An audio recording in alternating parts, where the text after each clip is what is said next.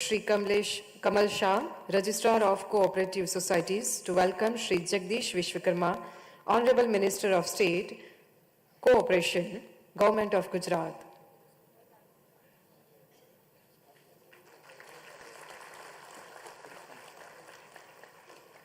Thank you.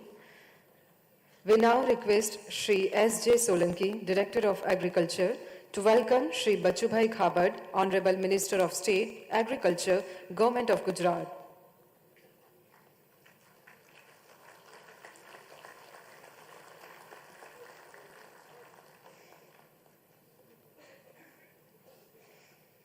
We now request Dr. P.M. Vaghasya, Director of Horticulture, to welcome Shri Raman Bhai Solanki, Honorable M.l.a. Borsad.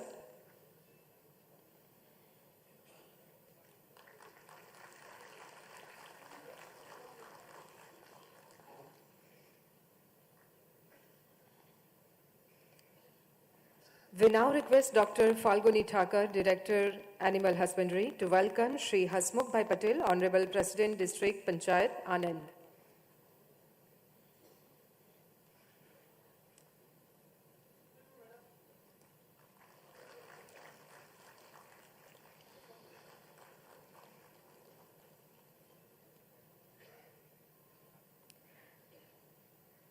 We now request Ms. H.K. Desai, AGM, GAICL, to welcome Shri Dilip Bhai Patel, ex-MP.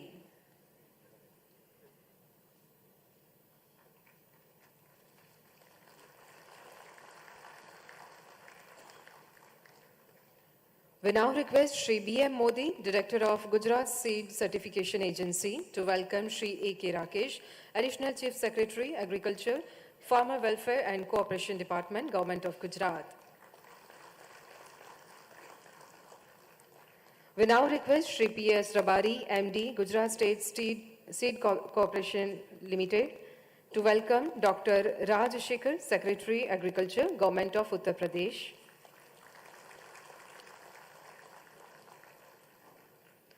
We now request Shri M.K. Qureshi, Director, GOPCA, to welcome Shri Pirus Kambata, MD, Rasna.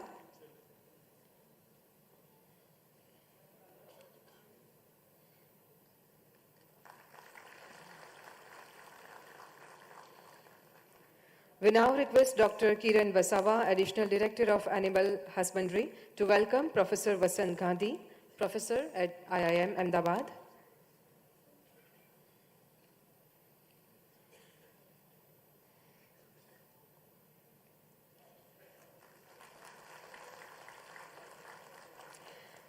We now request Shri Nitin Shukla, Joint Director of Agriculture, to welcome Shri Rajesh Bhai Patel, Honorable President, BJP, Anand.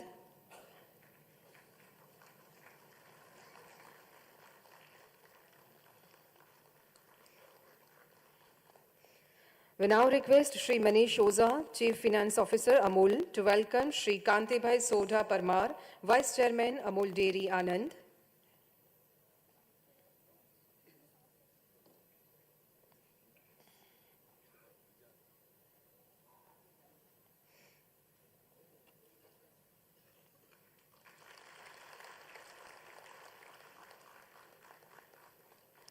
We now request Shri Manoranjan Pani, GCM Amul Anand, to welcome Shri Minesh Shah, Honorable Chairman, NDDB.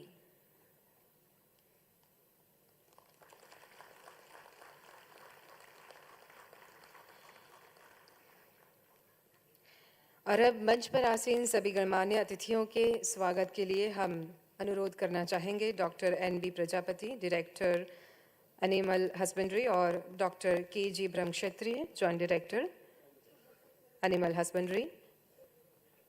आप दोनों से अनुरोध करेंगे कि आप मंच पर आसीन सभी अतिथियों का स्वागत सम्मान करें।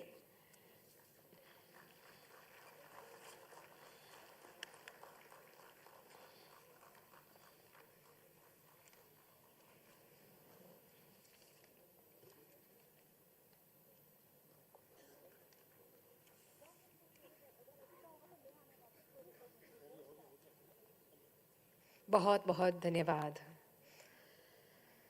This event has been organized to create a platform from where, together, we can deliberate upon the development journey of agro and food processing sector.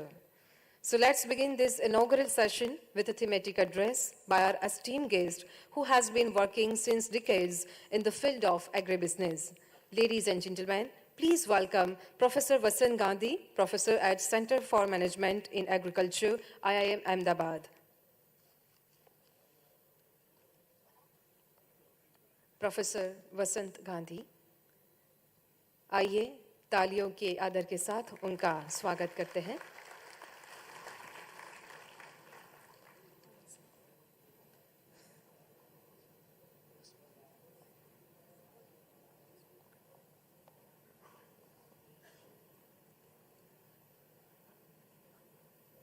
Thank you very much. I'm really honored to be here. The chief guest, Shri Raghavji Patel, Honorable Minister of State for Cooperation, Shri Jagdish Vishwakarma, Minister of State for Agriculture, Shri Babu Bhai Kabada, and Shri A.K. Rakesh, IAS Additional Chief Secretary, Department of Agriculture. Thank you very much for giving me this opportunity to speak at the Vibrant Gujarat Summit once again after some years. I am also really delighted to be back in Anand. This is where I started my career. After completing my MBA, I came to the National Dairy Development Board and worked with NDDB for the first 3 years of my career. And therefore, I have very fond memories of Anand and this the Amul Dairy and all the different bodies here. So it's a great pleasure to be back here. The topic of for today is extremely important. Gujarat has great logistical strengths, and how can we leverage it for the growth of the agro and food processing sector?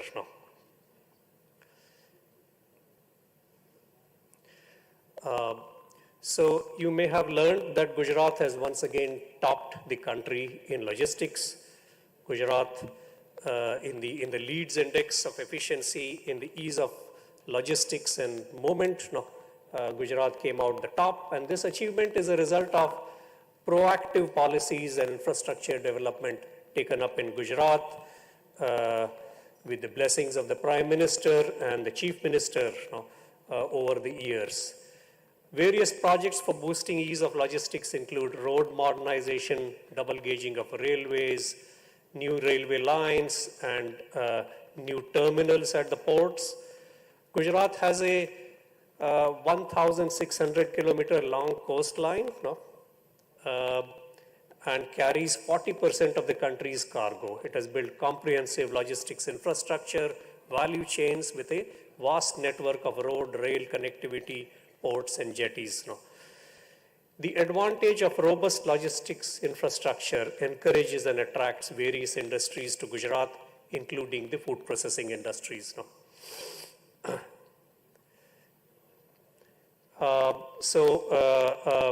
You must be all familiar with the robust logistics infrastructure in Gujarat, the road network, the highways, the railways, covering the whole state very extensively, as well as the various ports. Beyond the roads and the railways, Gujarat has substantial greater infrastructure in terms of inland container depots, container freight stations, air cargo terminals, warehouses, a large capacity of warehouses, as well as cold storage capacity. These are all a part of the wonderful logistics scenario in Gujarat. Apart from that, Gujarat has taken a number of mega projects. The Delhi-Mumbai industrial corridor goes through here, Gujarat. Dedicated freight corridor being developed are going to have a huge impact. The Dholera SIR and airport, the Mandal Betaraji SIR, Apart from that, many others such as Gift City, the high-speed railway, ports, greenfield development, and coastal employment zones. So a lot of measures are taken to improve infrastructure and logistics in Gujarat. Gujarat's agriculture sector is extremely vibrant. 30% of the cotton production of the country takes place in Gujarat, 40% of the groundnut production, almost all of, or almost 84-90% of castor and fennel production. Cumin is another very important crop. Apart from that, mangoes, milk, fisheries, so many other sectors are there in which Gujarat agriculture sector has ventured into and become very good now. Beyond this, the food processing sector is also developed very strongly and rapidly in India. Now, various products coming out of Gujarat are going all over the country as well as abroad. Now, a few of them are shown here. And we have the presence of top brands, top companies, the national companies, Amul, Rasna, Vadilal, Parle, as well as the international companies, McCain, Nestle, and so on. So there is great strength in the both the agriculture and the agro-food processing sector in Gujarat. From here, I would like to take you into how can we grow from here? How can we improve from here? And what we find is that despite these strengths, a major challenge today for the growth of agro-food processing industry in the state is marketing. Marketing is not easy. It is a big challenge, has become more important than ever before. Markets have become very competitive, and there are large changes in the business environment. For leveraging the logistic strengths of Gujarat, the agro-food processing sector must improve its marketing. This is something very important. Traditional marketing is not working. There is turmoil in marketing due to the internet, disruptive business models, changing consumer habits, increased market unpredictability, and then volatility, uncertainty, complexity, and ambiguity. So all of this, because of all of this, traditional marketing is not working, and advanced marketing skills and tools are urgently required by the industry in Gujarat if they are to grow and prosper. The companies also need to have a much deeper understanding of the main source of income, the customer, and address their needs better on a daily basis. There is need to put the customer firmly at the heart of what the company does. So this is, I believe, going to be very important, meeting the marketing challenge, how to change and improve marketing. And that is what I am going to focus on. Advanced marketing skills and tools are required.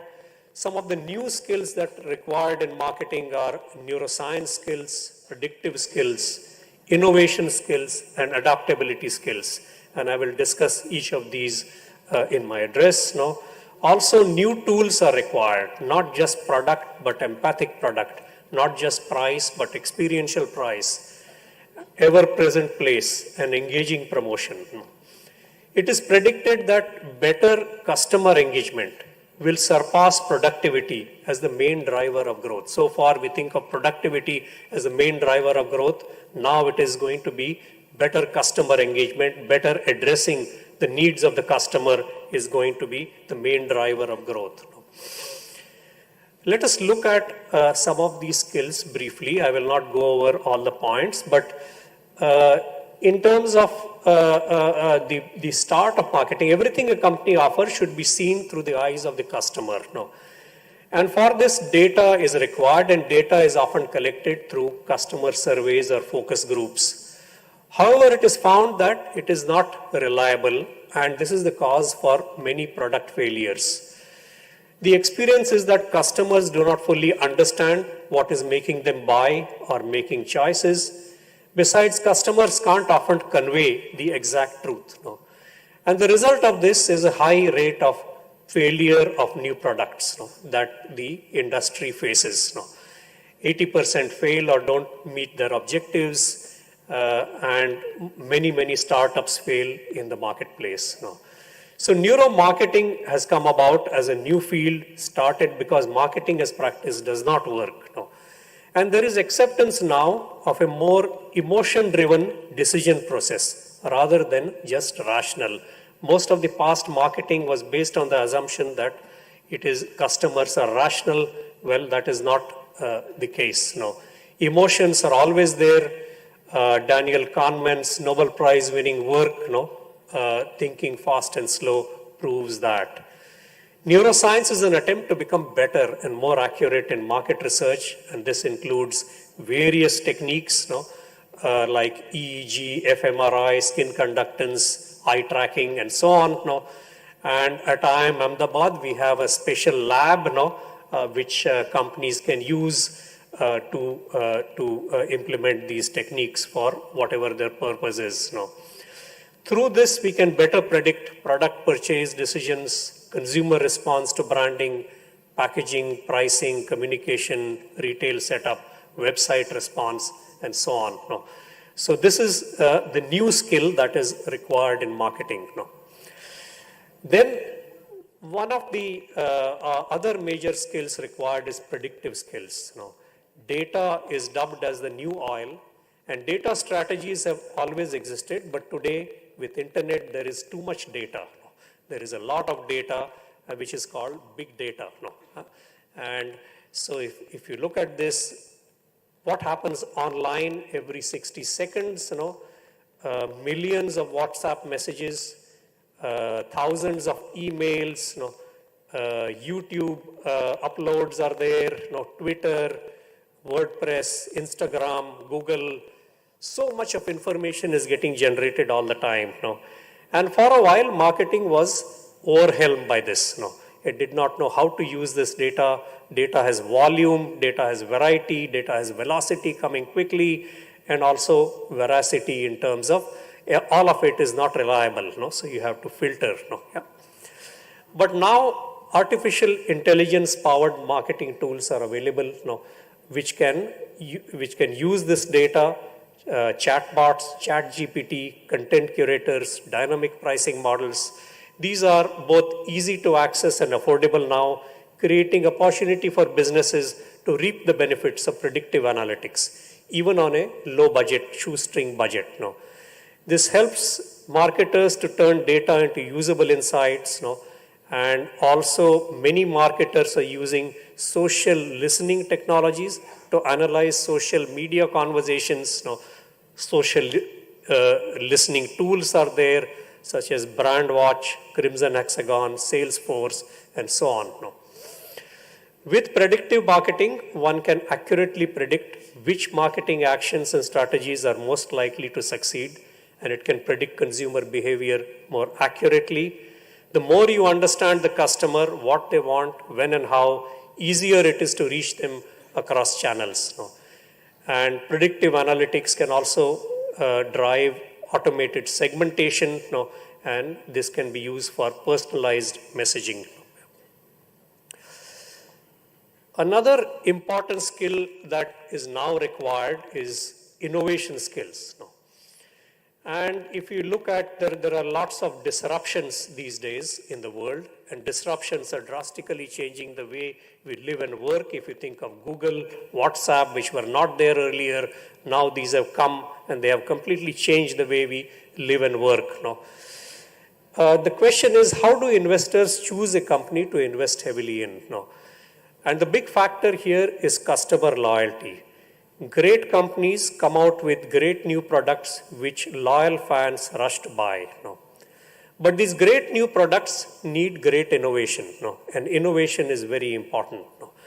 And the successful companies are getting into this in a big way. Even standardized McDonald's has come up with McDonald's Next, a different layout in the restaurants, with the times. What is unfortunate is that managers often kill innovation by asking, why do we need it? Who is responsible? How risky is it? Which drastically reduces innovation, and this needs to change.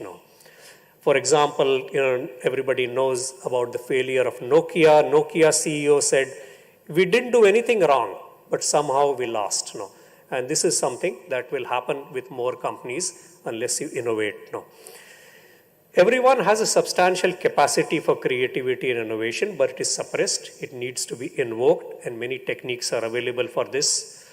At the team level, you need creative processes. Organizational, you require innovation engine. Market level, customer innovation. So this is something new that is required. Then you have the adaptability skills. And here, standard models do not work anymore. And in fact, they create a disadvantage often.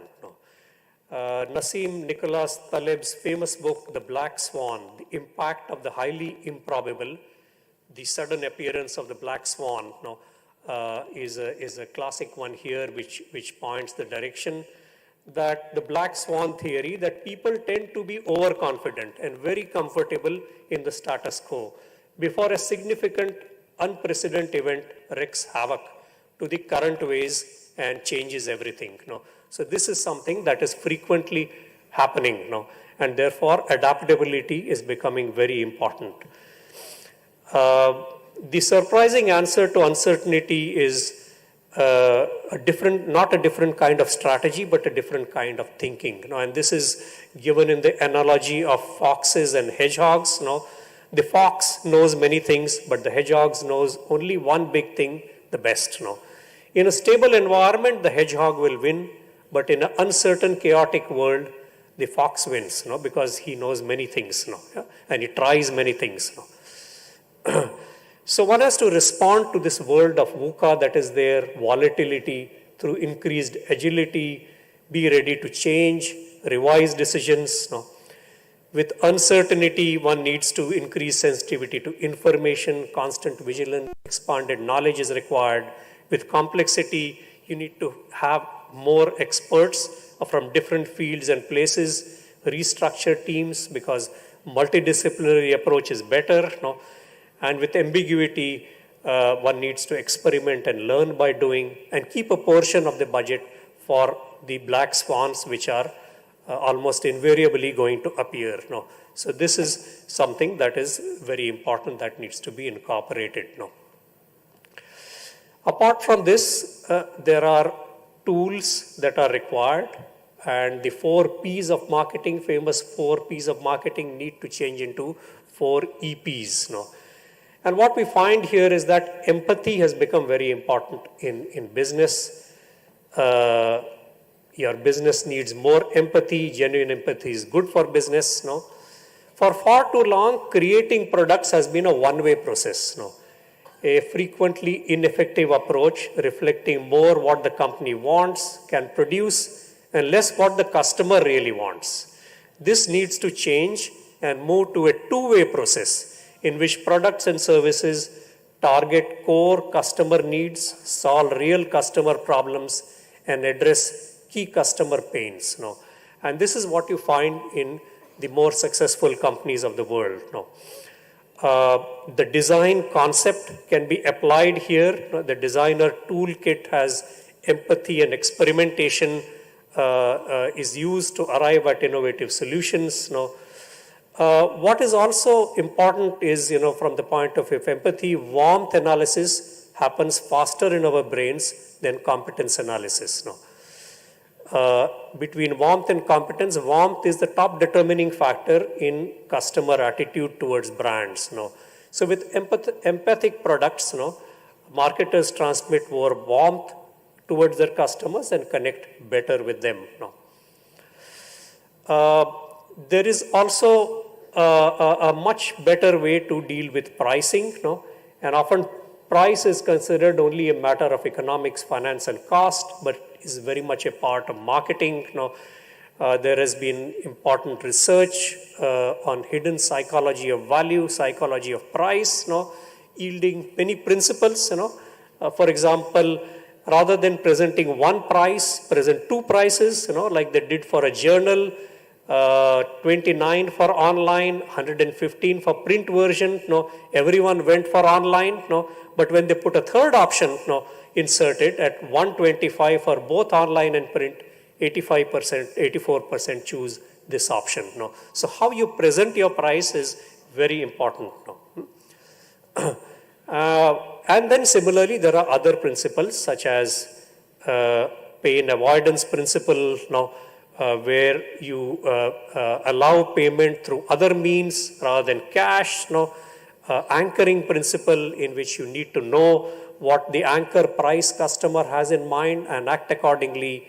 Fairness principle and money principle. No? And with all this, what you see is that price is not a rigid accounting number, it is a perception. No? And if you put it in a way that buyers are going to perceive it better, you are going to make success out of it. No? Then ever-present place. No? These days, online marketers are buying brick and mortar buying online. What is the reason? The reason is that it is good to be everywhere. No? Yeah? So in this age of internet, social media, smartphones, and so on, new marketing opportunities are created, and one can incorporate the product at every step of the customer's life and shopping journeys. Brand products cannot afford to be hidden anymore in this world because of the speed, abundance of choice, short span. So marketers should make sure that their products and brand messages are present wherever the customer goes and sees, anywhere, anytime. No? And this is something that needs to be implemented. Finally, but one engaging promotion, no, that traditionally the way of promotion was interrupt consumers and grab their attention, like television advertising. No? Now with the mass adoption of digital technologies, too many brand messages are there, resulting in shifting consumer attention. And so the promotion needs to change from interruption to permission, where customers opt in, no? Through newsletter subscription, WhatsApp groups, no? And so on. No? And online promotion is beating television now. No? Promotion is no longer a one-way mass communication, but a two-way conversation with customers. And this is something that is happening. And companies such as Tesla, for example, so companies such as Tesla, for example, do not pay for advertising to make sales. Instead, they concentrate on media stories, word of mouth, user-generated content, and so on. Herd marketing, is what is being used. So these means are important to adopt, for better performance in marketing. Finally, brands are becoming very important. They are extremely important and become pervasive. And corporations should focus on brands rather than reputation. Brands not only bring customer loyalty, but also motivates employees, suppliers, and service providers. Brands are here to make people forget the price. And this is true not only for Apple and Mercedes, but also the lower priced options such as Walmart, Indigo, Amul, where people will go for it, assuming that the price is going to be low there. Also, brand promise needs to be higher now, have a collective appeal. It should create a community of followers and have a higher meaning, such as connection with environment, health, and be dynamic with times. So that is a change that is required. So I'll summarize. Gujarat has excellent logistics and infrastructure strengths. Gujarat also has a highly diversified and vibrant agriculture and agro-food processing sector. In order to utilize the logistical strengths of Gujarat for more rapid growth in the sector, improvement and excellence in marketing are very important. Marketing has become very challenging due to competition, internet, and frequent disruptions and changes in the business environment. Advanced marketing skills and tools are required in the industry. The skills include neuroscience skills, predictive skills, innovation, and adaptability. And the tools include emphatic products, experiential price, ever-present place, engaging promotion, and new strategic brand management. These advanced marketing skills and tools can greatly enhance the performance and success of the agro-food processing industry in Gujarat and lead to the best leveraging of the great logistic strength that Gujarat has. Thank you very much.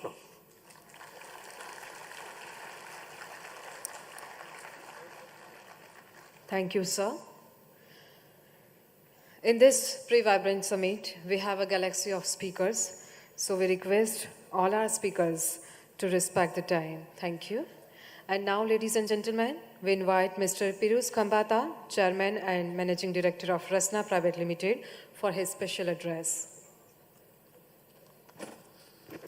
Good morning. At the onset, I would like to thank the organizers for inviting me today morning. It's a great honor to share the dais with our Honorable Chief Guest, Shri Raghavji Bhai Patel, Honorable Minister for State for Cooperation Independent Charge, Shri Jagdish Vishwakarma Ji, Shri Bachu Bhai Kharaj Ji, Minister of State for Agriculture, Shri A.K. Rakesh, Additional Chief Secretary, my friend, colleague in many, many events, Shri Jayan Mehta sir, Mr. Minesh Shah, Mr. Vasant Gandhi, and most importantly, Mr. D.H. Shah, Managing Director of Gujarat Agro. My partnership with Gujarat Agro is from many decades because I've been involved with Vibrant Gujarat right from the day Vibrant Gujarat started. And with Gujarat Agro, we were partnering in summits abroad, roadshows abroad in India, and this summit. So it's a great partnership with Gujarat Agro. And I do believe that Gujarat Agro has truly been a catalyst for Gujarat's agri and food processing growth. And we should thank Gujarat Agro for its contributions of so many years, if you ask me. And now this transformation from Index B to Index A, with the headquarters being Gujarat Agro, also is a very good news. Honorable Professor gave us a lot of speech right now on what needs to be done. I don't intend to give such speech because today a Gujarati interpreter sitting here has much more knowledge than I do. And whatever knowledge is in books is of no use to a Gujarati interpreter. You go to any bar in London, I have to go to bars in London, obviously, not in Gujarat. So nowadays you don't get chips, you get, what do you get? Ragi khakra from Gujarat. Year of the millet, and our Gujarati Bhai has made the most of it. And millet is a good example. હું બધાને ઘણાને આપું છું એ ગવર્મેન્ટની scheme સાથે અગર industry મળી જાય તો what difference takes place is a good example in millet. Government schemes and government policies we all think are only for launching in media. No, we can make ourselves part of that policies. And millet is a good example. Make in India is another example. But I'll come to it later. Mostly I'll first like to focus on this year's theme for Vibrant Gujarat. Honestly, what is the theme? Viksit India at 47. Now, should Gujarat be 47, the target? No. Gujarat has to be the engine of India's growth. So Gujarat's target to become Viksit Gujarat should be 30, 35. Think. Now, similarly, let us take our Prime Minister's vision of Make in India. Can Make in India be true without export from India? Can India be 2% export in the world and be world leader? And that is why in this G20, the biggest announcement, Sauti Motu announcement was the India, Middle East, Europe corridor. We are not understanding. With one announcement, with the free trade agreement with UAE, coming with GCC, Europeans and British people want FTA with us more than we want with them. So with all this one corridor, imagine earlier we were talking of Delhi-Mumbai corridor, here we are talking of corridor from Gujarat up to Italy. So look at the benefit that if we can export our products from here to the world, and that also in a free market. So what we are able to do is we are able to actually become the manufacturing hub of the world. And today when the world is looking at alternates to China, it is a huge opportunity because people are not only wanting to use Indian products, they want to make their foreign products also here. So we are not restricted to make Indian products here. We can make noodles, we can make pasta, we can make tomato sauce, we can make chips, we can make the products which foreigners want in India and export to the world. And this is what I call the real genesis of this Vibrant Gujarat, how we can make Gujarat into a manufacturing hub for the world. This is what I believe. And today in this pre-Vibrant Summit, I think today where we are all here, let us take up this challenge. And honestly, we are at a very good place because the typical India's, Gujarat's food processing industry, if I go to Gulf Food also, if I go to Sial also, I go to Apeda also, I see maximum stalls now from Gujarat and Gujaratis. So we should all, as Indian entrepreneurs, I would say, more than Gujarati entrepreneurs, take this challenge up, increase our export and make in Gujarat for the world. This is, in my mind, the most important takeaway of this pre-vibrant summit. Now let me come to the second part of the discussion, which I want to put today. A lot of people think that Vibrant Gujarat is just a Davos of the East. I honestly believe it is not. We have to actually plan how we are not, because Davos of the East means just having planning and strategies. No, we have to implement. And what are the strategies we need to implement? I'm going to give 4 or 5 of them, and I strongly urge you to consider. Number 1 is, which I already mentioned, making Gujarat for the world. Number 2 is a government scheme called PLI, Productive Link Incentive Scheme. We in food processing got it, even for marketing and branding. I believe we all should take full advantage of it. More PLIs are coming, how we can take full advantage of it. I also urge the state government to look at a PLI at the state level. I honestly urge, especially for MSMEs. MSMEs should grow from PLI. What does PLI say? That you give a certain percentage for growth. It is not a charity. That is the extra benefit we need to fight with what I call countries which have better schemes, like Malaysia, Vietnam, China. So this is the money we need to really compete. So I do believe that we need something like that. Number 2 is the SEZs. I do believe there's a huge scope today in agri-SEZs in Gujarat. Because when we are talking of an export-led economy, we need agri-SEZs. Next, I believe there's a very small thin line between food and health and pharma. Food, આજે લોકો ખાલી ખાવા માટે નથી ખાતા, health માટે ખાય છે. How do we incorporate nutrition in food? Millet is not the only example. There are many other ways we can incorporate. In my mind, dairy. Today, as per Euromonitor, I am in from beverage side, I'll tell you, the biggest growth in beverage is coming from milkshakes, not from soft drinks. So honestly speaking, how we can incorporate more milk? I'm talking of milk. Honestly, I am on the milk land and I'm going to make a statement. I somehow believe that we should stop all type of trade barriers in milk. I honestly urge that if we have a free trade in milk and milk products, I'm making a controversial statement I'm making on purpose. We will, on the contrary, make India more globally competitive in dairy. And I'll give you an example, live example. I'll give you an example also. 90s food processing, 100% FDI came, 100%. People told me, Mr. Kamwata, to dhundo band thai jase. Our exports are 10 times higher than in 90s today. Koi dhayo nathi. Bija MNC na dhanda band thai gaya. So honestly speaking, if you are competitive, you should not be afraid of global trade. If you are good products, if you have a manufacturing capacity, you can make in India, feed Indian market and export to the world. We should not be ourselves looking at barriers. On the contrary, we want a free market. Let foreigners put barriers on us, which you have to protect. So honestly, I believe, and this will increase India's export, and most important, it will increase the value which we give to the farmer, because it is my experience which says, in whichever industry export increases, the farmer benefits. Farmer no benefit થાય છે. પછી એ frozen potato હોય કે dairy product. This is my honest belief. So I definitely believe there is a huge export potential and export in value-added dairy products, be it mozzarella cheese, milkshake, whatnot. Other big option I see definitely is in e-com. I definitely believe our Indian companies can put our products on the Amazons of the world. And I have been always urging the central government. I was in the Chintan Shivir today, last month. And what I said is that we need to create an India marketplace for world markets. Let an Indian put his products in this India marketplace. Anybody in Canada, Nigeria, or Thailand can access and buy Indian products from Indian marketplace. Why should we be depending on MNCs to give us a marketplace? India should have its own marketplace, and the example is GEM portal. If we can create a GEM portal in India so that we can buy from GEM, why can't we create a GEM portal equivalent for the world? This is the need. In that case, people will be able to, small SME, sending whatever small product anywhere in Ahmedabad, Jamnagar, he will be able to access the world markets through the India portal. Huge opportunity. Next opportunity is startup. In fact, I told my children, bhai to mari company ma nahi join tha, here koi valuation nahi.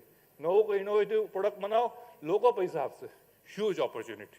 Youngsters are here today from colleges. Don't look at employment only. If you look at employment, only look for learning with me. Put up your own units. Huge potential is there. Indian startups have shown the way, and under the regime of our Honorable Prime Minister and with the good startup policies of the central government and state government, I see huge potential coming in startups. So I believe these are all the good things. Gujarat has a lot of conducive policies for food processing. I personally believe Rasna has gained because of being in Gujarat, being a Gujarati, and I would invite people from all over the world to come to Gujarat. Ourselves, these are the best examples. If we can do it, everybody can do it. If Amul can do it, everybody can do it. I would not like to take too much time, otherwise I can go on. But let me tell you one important thing. Anybody, JV food processing mein investment kare che, we have to look at this investment as our contribution to the social sector. We are not in it for making profit. We should not look. Food processing is our way to contribute to the real growth of India, which is in the villages and rural areas. Do you think India will become good and prosperous if we add millionaires to the Forbes list? We are very moto thoyo and pela namnu convention center banayu. Pela ena namno 10th number ayo. Eno PS eno public listing ma number 5th in market cap ma. That is not the numbers India needs. India's number is કે average man India no per capita income કેટલી હતી? $2,000. આજે કેટલી થઈ? 10,000. એમાં આપણે શું contribute કર્યું? આપણી કંપનીએ શું contribute કર્યું? How we increase? So I believe this sector is very important. Unlike other sectors, we have to, because when this sector we develop, rural India develops. This sector we develop, per capita income develops. This sector we develop, the agriculturist, the farmer gets a better value of the crop, which I just now explained. So let us look at this as a social sector, look at this as our contribution to our Prime Minister's vision of a true, what I call, Viksit Bharat, Viksit India. Thank you very much.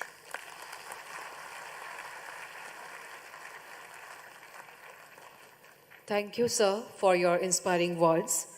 And now we would like to invite Mr. Minesh Shah, Chairman, National Dairy Development Board, for his special address.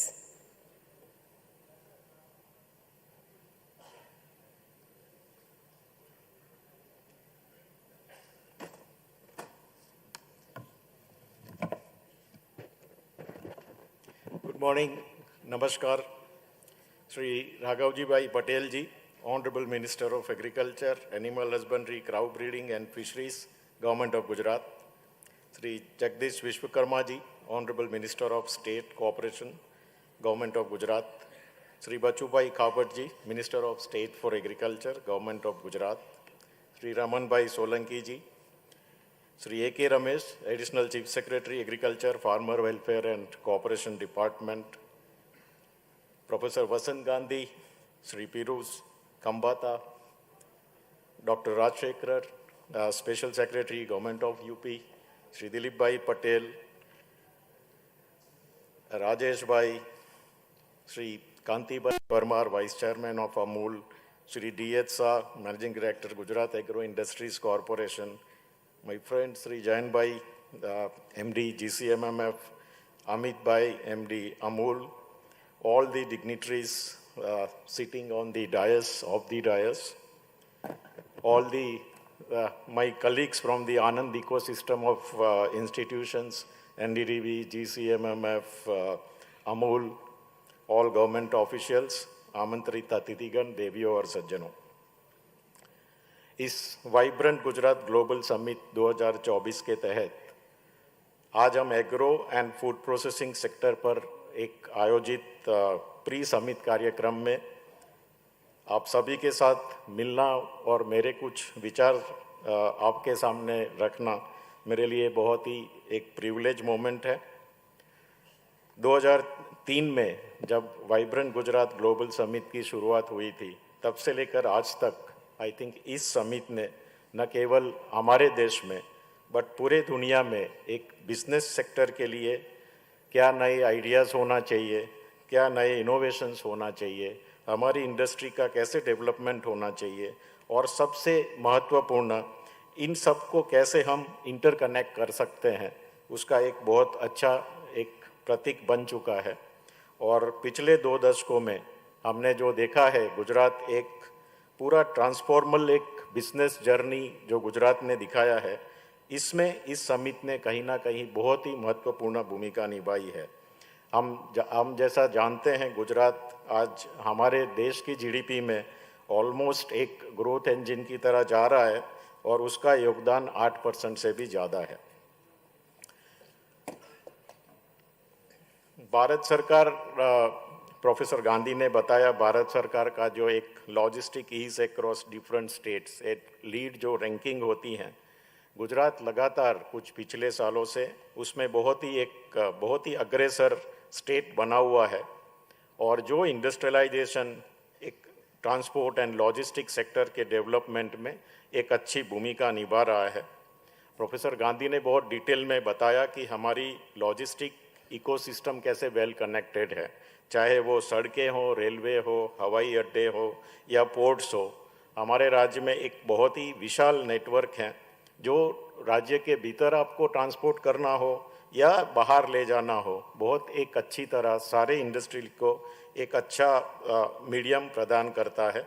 मैं उसकी detail में नहीं जाना चाहूँगा, but मैं एक थोड़ा agriculture के संदर्भ से बताना चाहूँगा। अगर हम एग्रीकल्चर सेक्टर देखेंगे तो वर्ल्ड का जो फूड बास्केट है उसमें हमारी जो अर्थव्यवस्था है और ज़्यादातर जो गुजरात ने जो उसमें योगदान दिया है, एग्रो और फूड प्रोसेसिंग सेक्टर का बहुत ही इम्पोर्टेंट भूमिका है।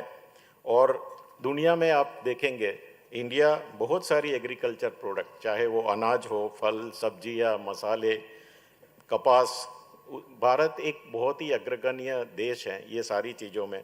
दूध में आप जानते ही हैं, हम काफ़ी सालों से दुनिया में सबसे बड़े उत्पादक हैं।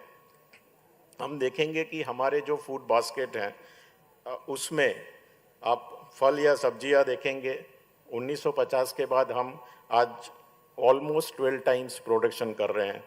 हमारे अगर हम सीरियल्स की बात करेंगे, हम 6.5 गुने से ज़्यादा हम प्रोडक्शन कर रहे हैं। दूध में हमने 15 गुने से ज़्यादा हमने इसमें ग्रोथ लिया है।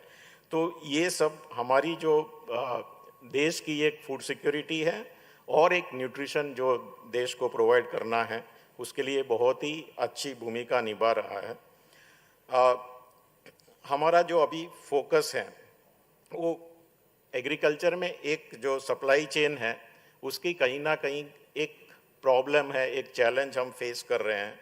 और बहुत सारा एग्रीकल्चर प्रोड्यूस हम देख रहे हैं कि वो वेस्ट होता है, क्योंकि हम उसको एक अच्छा लॉजिस्टिक, एक अच्छा सप्लाई चेन नहीं दे पा रहे हैं।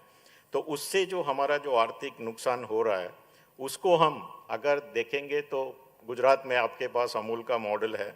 ऑपरेशन फ्लड के तहत हमने एक गांव के स्तर से में जो दूध उत्पादन होता है उसको पूरा एक मेट्रो तक पहुंचाने के लिए एक अच्छा लॉजिस्टिक नेटवर्क किया। एक प्रोसेसर्स हो, रिटेलर्स हो, सबका एक बहुत बड़ा एक इंफ्रास्ट्रक्चर बनाया। और इसी मॉडल को शायद हमें बाकी सारे जो एग्रीकल्चर के हमारे कमोडिटीज़ हैं उसको हमें सारे कमोडिटी में इस मॉडल से हम कहीं ना कहीं कोई सजेशंस ले सकते हैं। आज हमारा जो दूध का मॉडल है, हम कंज्यूमर का जो रुपया है उसमें से 75 से 80% शेयर हम प्रोड्यूसर को वापस दे रहे हैं। तो ये मॉडल अगर हम बाकी एग्रीकल्चर प्रोड्यूस में भी अगर यूज़ करेंगे, कंज्यूमर से जो हम पैसा कमाते हैं उसका बहुत सारा हिस्सा हम प्रोड्यूसर को पहुंचाएंगे, तो किसान हमारे साथ और जुड़ेंगे। हमने देखा करीब आज 2 लाख से ज़्यादा गांव में डेयरी काम करती हैं, सहकारी समितियां उसमें बनी हुई हैं। पूरा दूध का वहाँ से संकलन करना, उसको परिवहन करके ग्रामीण क्षेत्र से पहले तो प्रोसेसिंग प्लांट में ले आना, फिर उसको एक जो हमारे कंजम्पशन सेंटर्स हैं, मेट्रोज़ हैं, बड़े अर्बन सेंटर्स हैं, वहाँ तक पहुँचाना, ये सारी एक बहुत अच्छी सप्लाई चेन हो गई हैं। हम इसमें रोड मिल्क टैंकर का यूज़ करते हैं, हमने रेल मिल्क टैंकर किया। आपको याद होगा बहुत साल पहले ही हमने अमूल से कलकत्ता एक रेल मिल्क टैंकर भेजना चालू किया। आज भी वो दूध आनंद से कलकत्ता पहुंच रहा है। तो कहीं ना कहीं हमें ग्रामीण क्षेत्र को एक शहरी क्षेत्र के साथ जोड़ने के लिए हम लॉजिस्टिक को कैसे अच्छी तरह यूज़ कर सकते हैं। कमोडिटीज़ को वो ट्रांसपोर्टेशन के दौरान अच्छा रखना भी पड़ेगा, मतलब लॉजिस्टिक्स में उसकी क्वालिटी पे ना इम्पैक्ट हो, वो भी हमें देखना पड़ेगा। और इसी तरह से कुछ जो मुख्य जो लर्निंग है जो डेयरी सेक्टर से शायद हम बाकी के एग्रो फूड इंडस्ट्रीज़ में यूज़ कर सकते हैं, एक सबसे पहले है हमें जो बिचौलियों हैं, जो बीच में जो प्रोडक्शन और सप्लाई के बीच में है, उनको शायद हमें कम करना पड़ेगा। और जैसा मैंने बोला, रूरल सेक्टर को अर्बन सेंटर से जोड़ना पड़ेगा और बीच में जितने भी हमारे बैरियर्स हैं उसको निकालना होगा। दूसरा, हमें कोल्ड स्टोरेज और वेयर हाउसिंग पे बहुत ही फोकस करना पड़ेगा, क्योंकि अगर हमें लॉजिस्टिक में इन्वेस्टमेंट करना है तो ये एक बहुत ही बड़ा सेक्टर है। हमारी जो अभी एग्रीकल्चर सेक्टर में जो वेस्ट हो रहा है, जो भी प्रोडक्ट्स वेस्टेज हो रही हैं, अगर हम अच्छा वेयर हाउस कोल्ड स्टोर प्रदान कर पाएंगे तो जो हमारे पोस्ट हार्वेस्ट लॉसेस हैं, करीब करीब 15 से 20% सबका अनुमान है, इतना हम लॉस करते हैं प्रोडक्शन होने के बावजूद, उसको हम बचा सकते हैं। और तीसरा जो है, मैंने बोला कि प्रोसेसिंग सेंटर को एक कंजम्पशन सेंटर से फिर से जोड़ना, उसमें भी बहुत सारा, अभी जैसे आप बोलेंगे हमारे जो एग्रीकल्चर प्रोडक्ट्स हैं शायद 6 से 7% तक ही एक अच्छा प्रोसेसिंग होके हम कंज्यूमर तक पहुंचा सकते हैं। क्या हम आगे जाके इसको 25%, 30% तक जितने भी हमारे एग्रीकल्चर प्रोड्यूस हैं उसको एक अच्छा एक ऑर्गेनाइज सेक्टर में लेके कंज्यूमर्स तक पहुंचा सकते हैं। तो इसलिए आप फॉरवर्ड लिंकेज हो, बैकवर्ड लिंकेज हो, ये अगर हम प्रदान करेंगे तो आज जो हम प्राइस फ्लक्चुएशंस देख रहे हैं जो एग्रीकल्चर कमोडिटीज़ में, हम कभी 100 रुपया में भी टमाटर खरीदते हैं, कभी 5 रुपया में खरीदते हैं। इतना सारा वेरिएशन जो एक ही कमोडिटी में एक साल में हम देखते हैं, अगर हम अच्छी तरह से फॉरवर्ड लिंकेज, बैकवर्ड लिंकेज और एक कोल्ड स्टोर वेयर हाउस का एक अच्छा इंफ्रास्ट्रक्चर अगर बनाएंगे तो शायद हम किसानों को उनकी प्रोडक्ट्स का एक अच्छा प्राइस भी दे पाएंगे और कंज्यूमर्स को भी एक अच्छे रिलायबल रेट में ये सारे प्रोडक्ट ले आएंगे। डेयरी के परिक्षेप में मैं थोड़ा बोलूँगा, जैसा आगे भी बात किया गया, एक्सपोर्ट के लिए इंडिया एक डेयरी टू दी वर्ल्ड बन सकता है। आज हमारे देश में अभी जो रिसेंटली मिल्क प्रोडक्शन फिगर्स आए हैं, हम 230 मिलियन मैट्रिक टन्स दूध प्रोड्यूस करते हैं। सेकंड जो कंट्री है हमारे बाद यूएस हैं, जो 105 मिलियन मैट्रिक टन्स में है। मतलब आप देखते हैं हमारा प्रोडक्शन करीब करीब हम दुनिया का 24%, 25% दूध हमारे देश में पैदा करते हैं। जिस तरह से पॉलिसीज़ हैं, जिस तरह से हमारे इंफ्रास्ट्रक्चर ग्रोथ हो रहा है, हमें उम्मीद है अगले 2030 में 2032 तक हम शायद 1/3 मिल्क दुनिया का हमारे देश में प्रोड्यूस होगा। हमारा जो पर कैपिटा अवेलेबिलिटी है, जो हमारी न्यूट्रिशनल सिक्योरिटी के लिए चाहिए, जो 115 ग्राम था जब ऑपरेशन फ्लड चालू हुआ था, आज हम 450 ग्राम मिल्क पर पर्सन पर डे पहुंच गए हैं। तो कहीं ना कहीं अगर अब हमें किसान को एक अच्छा प्राइस कंटिन्यू करना है, उसको अच्छा प्राइस देना है, तो हमें एक्सपोर्ट मार्केट को देखना पड़ेगा। और एक्सपोर्ट मार्केट में आज हमारा हिस्सा क्या है? इंडिया का जो टोटल ट्रेड होता है वर्ल्ड में 0.5% से भी कम है, एक इनसिग्निफिकेंट हमारा प्रेजेंस है। क्या हम एक अच्छा उसमें हमारा हिस्सा हो सकता है? हमारा आप लॉजिस्टिकली देखेंगे बहुत ही एडवांटेज है। आप ईस्ट में देखिए, हमारे वियतनाम, श्रीलंका, बांग्लादेश, आप जो कोई भी कंट्रीज़ देख लीजिए, ये सारे दूध का प्रोडक्ट इंपोर्ट करते हैं। वेस्ट में जाइए, आपके सारे गल्फ कंट्रीज़ जो हैं वो दूध और दूध के जो प्रोडक्ट्स हैं उसको इंपोर्ट करते हैं। तो हम एक बहुत ही अच्छी तरह प्लेस हैं, हम बहुत ही अच्छी तरह हमारे जो प्रोडक्ट्स हैं उसको एक्सपोर्ट करके और अच्छा एक उसका वैल्यू एडिशन जो होगा किसान तक पहुंचा सकते हैं। अभी हाल ही में कोऑपरेटिव मिनिस्ट्री ने बहुत अच्छे स्टेप्स लिए हैं। एक multi state cooperative, national multi state cooperative export के लिए फॉर्म किए हैं, जिसमें अमूल चीफ प्रमोटर है। ऑर्गेनिक प्रोडक्ट्स को लोकल मार्केट और एक्सपोर्ट करने के लिए national organic multi state cooperative बनी है, जिसमें एनडीडीबी और अमूल फिर से दोनों प्रमोटर हैं। और मुझे लगता है कि ऐसे जो इनिशिएटिव लिए जा रहे हैं और जो इंफ्रास्ट्रक्चर सपोर्ट ऐसे समिट से हो रहे हैं, हम कहीं ना कहीं एक अच्छे हमारा जो प्रोड्यूस हैं उसको एक्सपोर्ट कर पाएंगे। बहुत अच्छा उससे हम आमदनी किसानों तक पहुंचा पाएंगे। और अभी जो एक एग्रीकल्चर के लिए जो इकोसिस्टम और एक एक्सीलेंट नेटवर्क जो दोनों मिलके इंफ्रास्ट्रक्चर हो रहा है, मुझे पूरी उम्मीद है गुजरात सरकार, कृषि और फूड प्रोसेसिंग सेक्टर को जो प्रोत्साहित करने के लिए एक इन्वेस्टर फ्रेंडली पॉलिसी लागू कर रही हैं, हम आगे जाके एक कुशल लॉजिस्टिक, डाइवर्स एग्रीकल्चर और स्ट्रेटेजिक जो गवर्नमेंट इनिशिएटिव हैं उसके साथ मिलके इनोवेशन और इकोसिस्टम का एक अच्छा निर्माण करके और एक क्ली प्लेयर के रूप में गुजरात और हमारे देश का एक हमारे पास जो क्षमता है उसको पूरी तरह उसको यूज़ करेंगे और क्षेत्रीय और राष्ट्र के दोनों के आर्थिक विकास को एक बढ़ावा भी देंगे और एक महत्वपूर्ण योगदान देंगे। Thank you so much for the organisers for giving me this opportunity. Thank you. Thank you very much, sir. And now we invite Shri A.K. Rakesh, who is the guiding force in the agribusiness growth story. Please welcome Shri A.K. Rakesh, Additional Chief Secretary, Agriculture, Farmers Welfare and Cooperation Department, Government of Gujarat, for your address.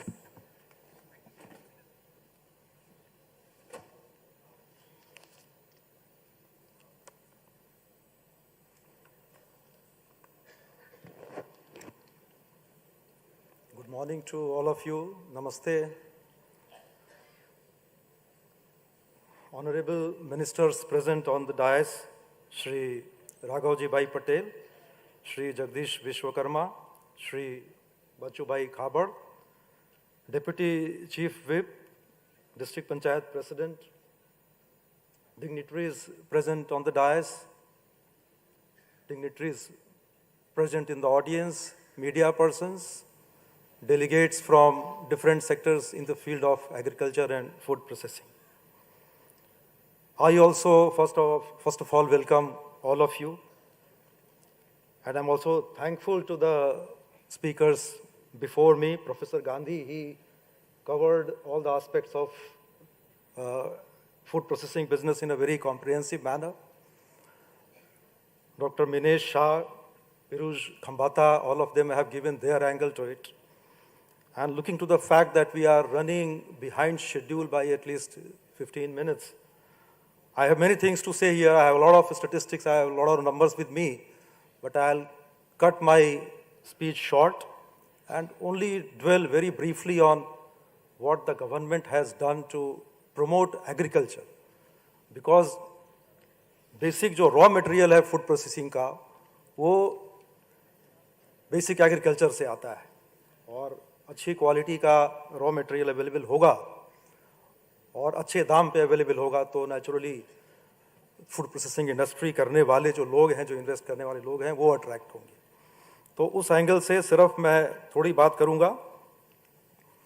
एक तो पहले मैं गुजरात की तो बात है ही, उसमें खास कच्छ की बात करूंगा कि when I came to Gujarat after being allocated Gujarat cadre, when I landed here in 1990, that time everybody will tell us that, Kutch is a very backward district. We also visited Kutch. And that time, I think the average rainfall in Kutch district was less than 15 inches. Now, nature also has been very bountiful, and average rainfall in Kutch now has reached more than 25 inches every year. For the last more than 5 years, we have been receiving very good rainfalls there. And so that is, of course, the nature's help that has been provided. Other than that, our visible government interventions that have led to, say, tissue culture, date palm, dragon fruit, and strawberry. Like, I think the best quality dragon fruits, they are being grown in Kutch district. Earlier, I think it was all imported. And now, the quality of dragon fruit being grown in Kutch is better than the ones that were imported earlier. So I'll say the Kutch has emerged as the fruit basket of Gujarat. Not only Gujarat, but I'll say, I don't know, I don't have that number with me, but maybe probably the #1 district in the whole country itself. बाकी यहाँ काफ़ी बात की गई कि infrastructure जो गुजरात में available बहुत ही अच्छा है. A lot has been talked about the business in Gujarati blood, the conducive environment And I'll emphasize here that we are a policy-driven state. We are a policy-driven government. We do not believe in doling out favors on our whims and fancies. So everything is governed by policies here. And recently, if you have been following the newspapers, I think Micron has made a big investment here. And that MOU was signed in record time. All the clearances were given in record time. So you can imagine if such a huge investment is cleared in a matter of a few weeks, I think food processing industry proposals, they will be relatively smaller compared to, say, the Micron investment. So I think all the proposals, all the people who are willing to invest here, their proposals will be cleared in no time. So that is one very good positive aspect of Gujarat, that we clear the things at the fastest possible pace. I'll talk a little about the government interventions, which has gone to the betterment of the grassroots agriculture. State has launched Mukhya Mantri Crop Storage Yojana, which aids setting up small godowns on farm to reduce post-harvest losses. Then to reduce post-harvest losses and double farmers' income, Kisan Parivahan Yojana was also launched to assist farmers for the purchase of vehicles to market their produce. The state has given due attention to accelerating the pace of water resources development to increase the net water availability by creating additional storage, improvement in water use efficiency,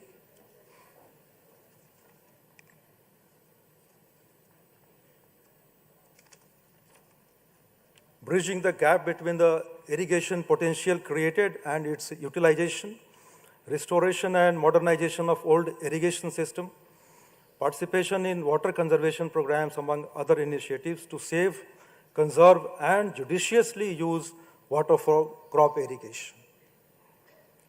I like to add a sentence here that water has become available, both, as I said earlier, nature has been very bountiful of late. If you look at the rain pattern from the eastern parts of the country, where the rain used to be very heavy, there the quantum has reduced a little bit. And states like Gujarat, now the rainfall is much, much better compared to, say, what it used to be 20 years ago. But still, just because water is available, we should not waste it. So that is why we also promote judicious use of irrigation water.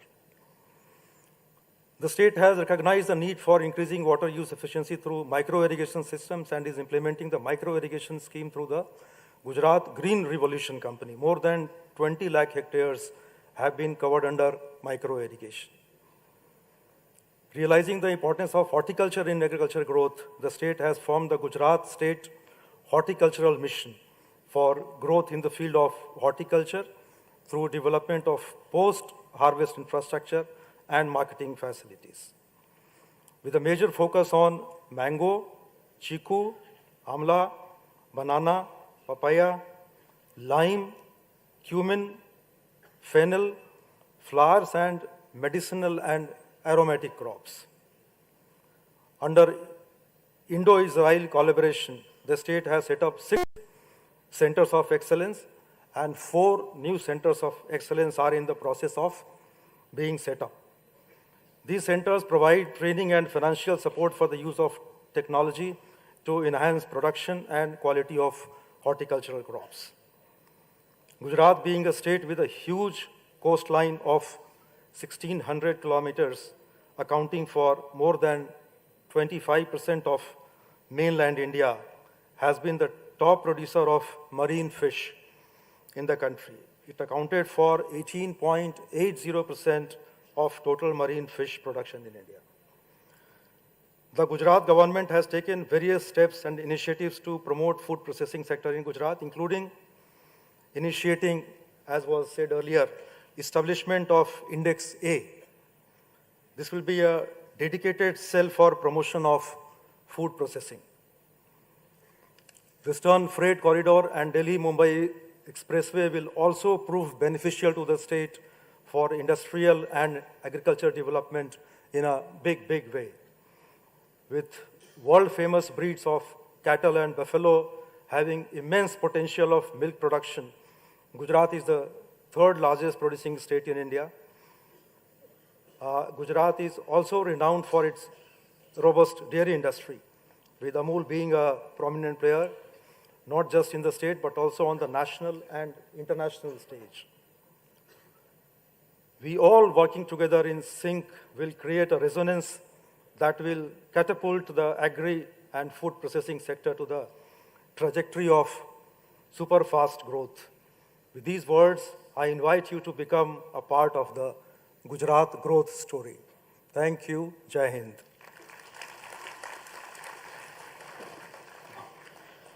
Thank you very much, sir. The Honorable Prime Minister of India, Shri Narendra Modi ji said, India's growth story is a story of transformation and change, of innovation and reform, of creating opportunities and securing the future. And Gujarat has realized his vision. Now, we bring to you an AV about the achievements and the initiatives taken by Government of Gujarat in agro and food processing sector. The global quest for quality food ingredients has been leading foreign ships to Indian shores for centuries now. Under the visionary leadership of Honorable Prime Minister Shri Narendra Modi, India is striding towards realizing the vision of Viksit Bharat 2047. And among the front-runner states driving the growth forward is Gujarat. An unprecedented growth has been ushered in agro and food processing sector. Today, Gujarat, the growth engine of India, accounts for 30% of the agro and processed food exports of India.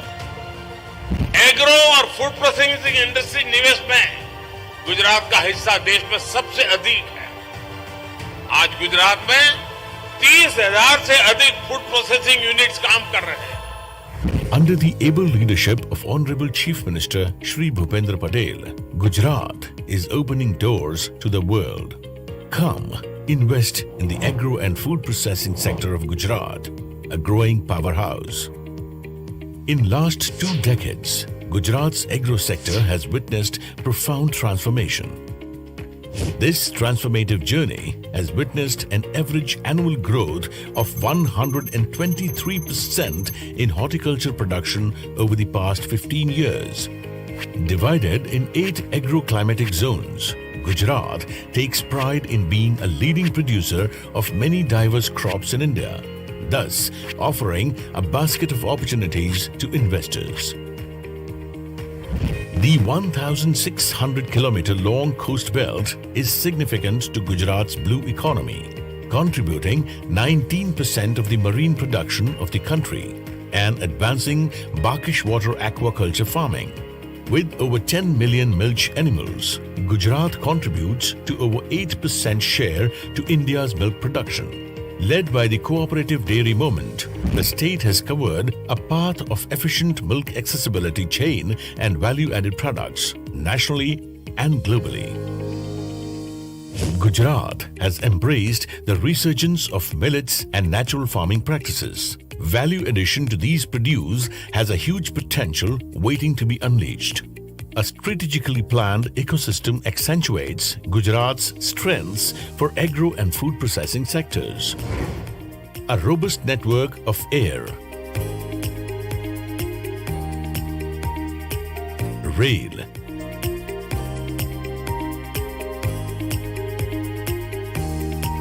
road,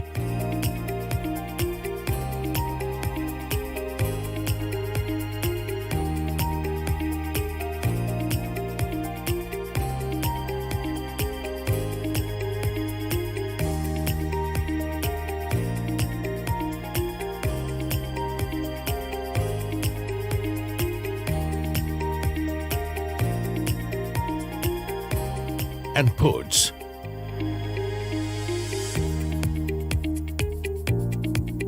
Makes Gujarat a well-knit hub for agricultural enterprises. 38% of Delhi-Mumbai Industrial Corridor, that is DMIC, passing through the state, augments its logistic strengths, further making it a global gateway. Gujarat extends warm invitation to investors to be part of its growth trajectory in the agro and food processing sector. This sector has been designated as thrust sector under the Atmanirbhar Gujarat schemes, wherein investors are greeted with a myriad of incentives. Government of India offers a gamut of incentives as well. In order to handhold the investors in this sector, Gujarat has recently set up Index A, dedicated to foster investments in agribusiness sector of Gujarat. Index A welcomes you to invest in the ecosystem of policy-driven governance, state-of-the-art infrastructure and enterprising farmers. At the flagship event of Government of India, World Food India 2023, Gujarat showcased its agro and food processing potential to global investors. The state seminar witnessed participation of a wide spectrum of speakers and delegates. As a partner state, Gujarat Pavilion received over 1,000 visitors. B2B meetings opened avenues for 100+ potential collaborations. Come, reap the benefits of agro-industrial growth in the fertile land of Gujarat.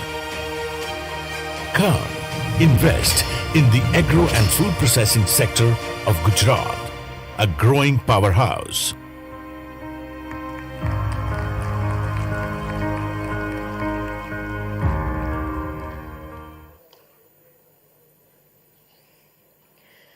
बहुत बहुत धन्यवाद। अपने अनुभव और कौशल्य से कृषि और किसानों की समृद्धि के लिए सदा मार्गदर्शन कर रहे गुजरात राज्य के माननीय कृषि राज्य मंत्री श्री बचूभाई खाबड़ को अब सादर अनुरोध करते हैं, आपके मार्गदर्शन के लिए पधारें।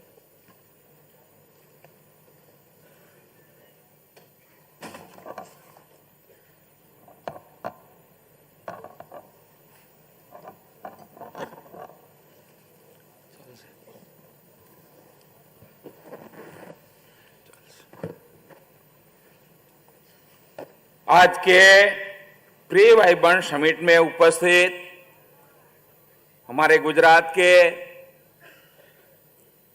कैबिनेट मिनिस्टर कृषि विभाग श्रीमान राघवजी भाई पटेल जी एवं माननीय सहकार मंत्री श्रीमान जगजीत भाई पंचाल जी, नायब दंडक श्री रमण भाई सोलंकी जी, हमारे भारतीय जनता पार्टी ने प्रमुख माननीय राजेश भाई पटेल जी, मीरेश भाई शाह जी, चेयरमैन श्री एनडीडीबी, हमारा दिलीप भाई पटेल, पूर्व सांसद श्री हमारा Kanti Bhai Sodha, Parmar vice chairman Amul dairy, अधिक मुख्य Shri A K. Rakesh ji, managing director Shri Gujarat agro Shri DS. Shah ji, collector Shri Pravin Chaudhary ji, हमारे यहाँ उत्तर प्रदेश से उपस्थित डॉक्टर राजशेखर, सेक्रेटरी कृषि जिला विकास अधिकारी मिलन बापना जी, श्री पीयूष भाई कंबादा जी, एमडी रचना, श्री वसंत भाई गांधी जी, सेंटर मैनेजर कृषि आईएम अहमदाबाद एवं ये मंच पर उपस्थित महानुभाव और यहाँ के उपस्थित सभी उद्योगकारों और अधिकारी एवं मीडिया के दोस्तों का आज के ये कार्यक्रम में उपस्थित आप सभी का मित्रों स्वागत करता हूं।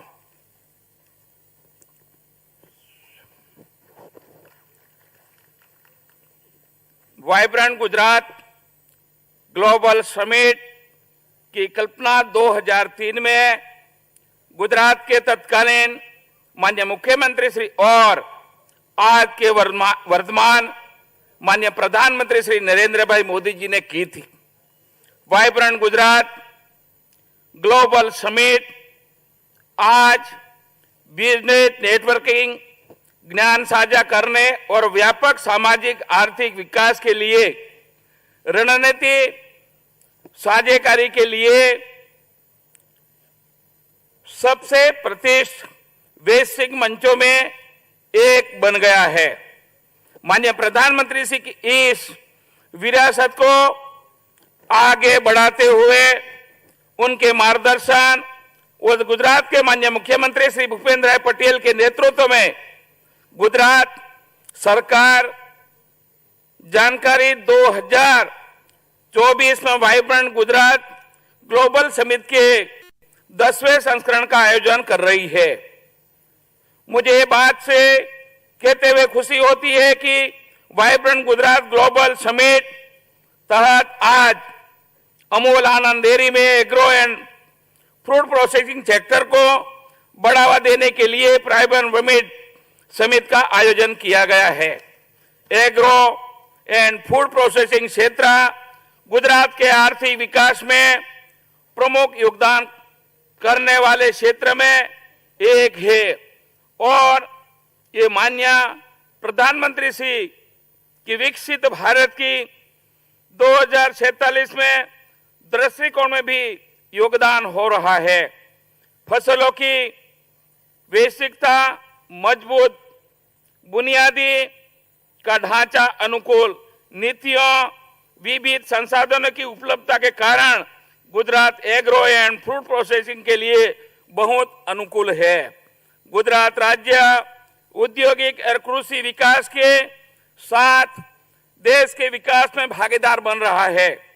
गुजरात राज्य में कई प्राकृतिक विविधता ये है गुजरात में जहां एक तरफ अधिक वर्षा होने वाले केला गन्ना धान जैसी फसलें होती, दूसरी तरफ कच्छ में अधिक शुष्क वातावरण में होने वाली खारेक की भी फसल उगाई जाती है।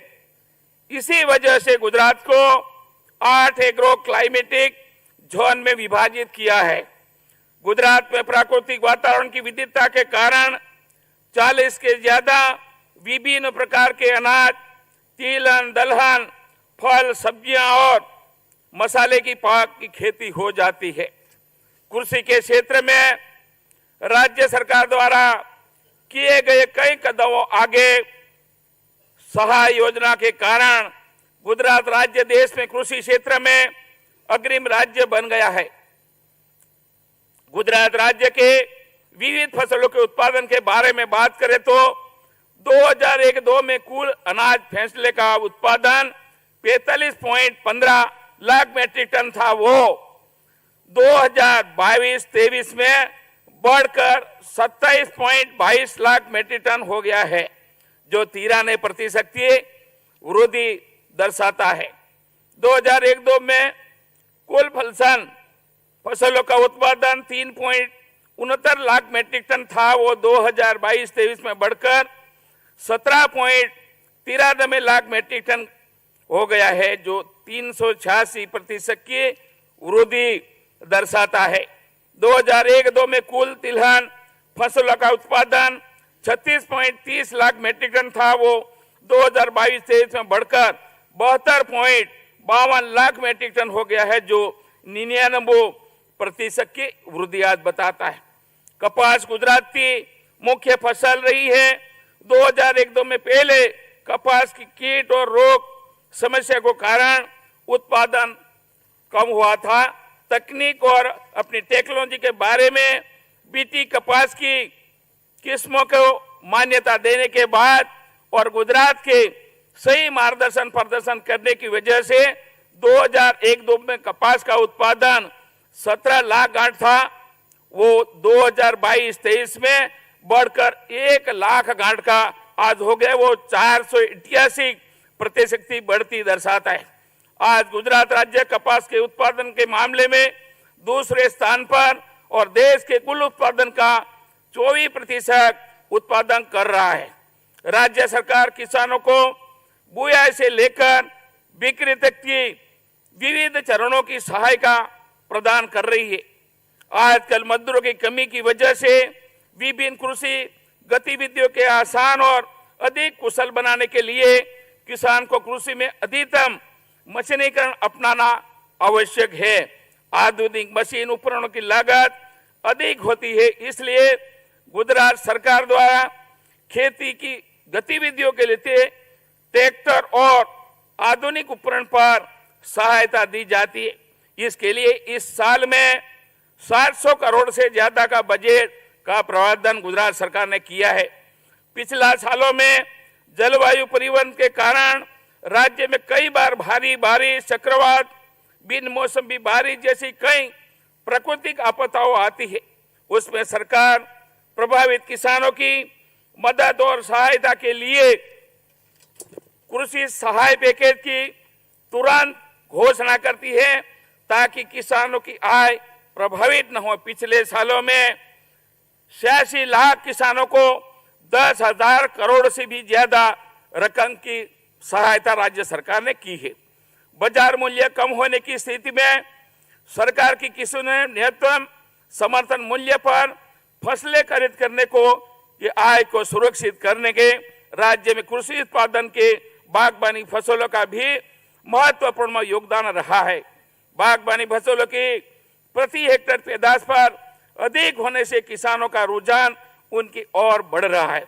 राज्य सरकार किए गए विभिन्न उपायों, योजनाओं और किसानों की मेहनत की वजह से बागवानी पाकों का क्षेत्रफल 29,60,000 हेक्टेयर और उत्पादन 260 लाख मीट्रिक टन हो गया है।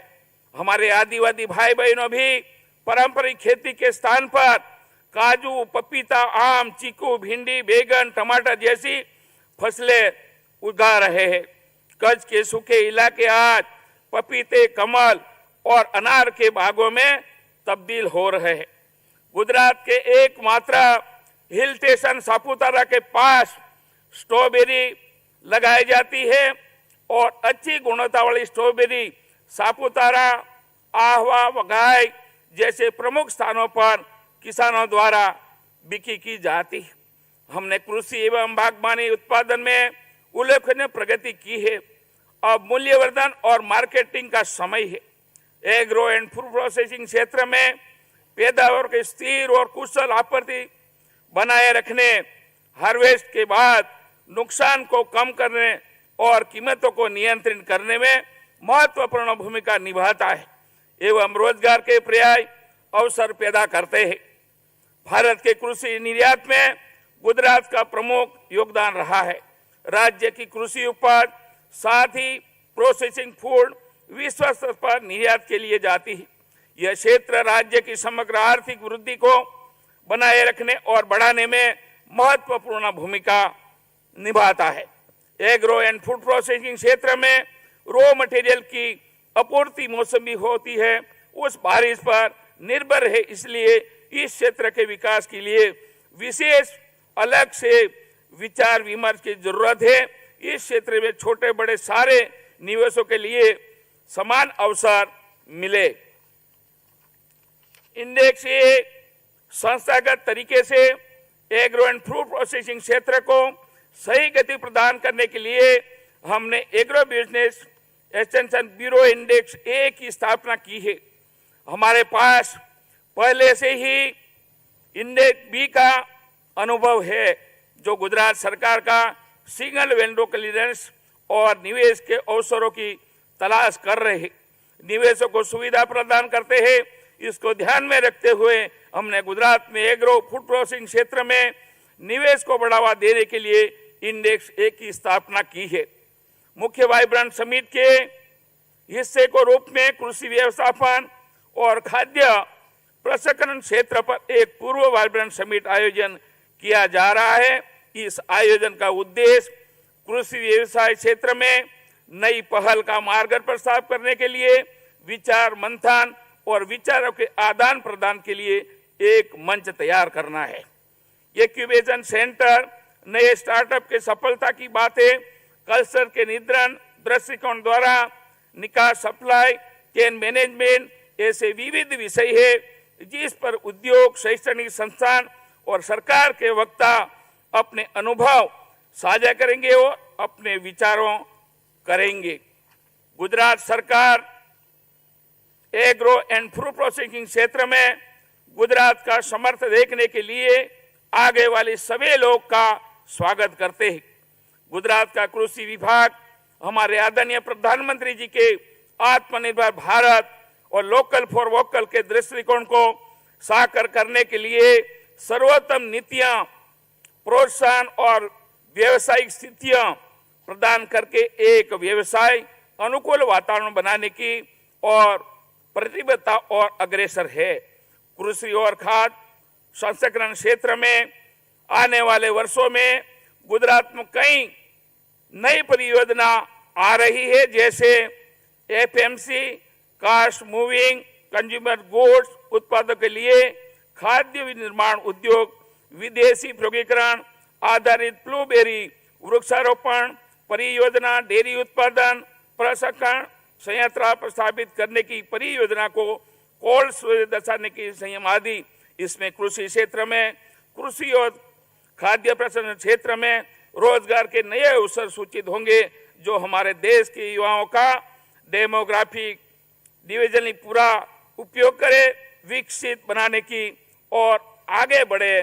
मुझे विश्वास है कि गुजरात के एग्रीकल्चर उन्नत औद्योगिक और स्थानीय और विदेशी निवेश के अच्छे संयोजक के साथ गुजरात को खाद्य प्रसंस्करण क्षेत्र में नई ऊंचाई पर ले जाए। इस तरह राज्य सरकार एक बिजनेस फ्रेंडली वातावरण बनाना जा रहा है, जिसका आप अभी को लाभ लेने के लिए मैं आह्वान करता हूं। आप सभी गुजरात में अन्य स्टेट से, विदेश से जो आए हैं और गुजरात के भी उद्योगपति आए हैं, इनको मैं निवेदन करता हूं अपना गुजरात 2047 में जो देश का प्रधानमंत्री नरेंद्र भाई मोदी ने विकसित भारत का जो सपना आपके सामने रखा, इसमें गुजरात अग्रसर इसकी भूमिका बजाएंगे। आप सबका आभार। Thank you.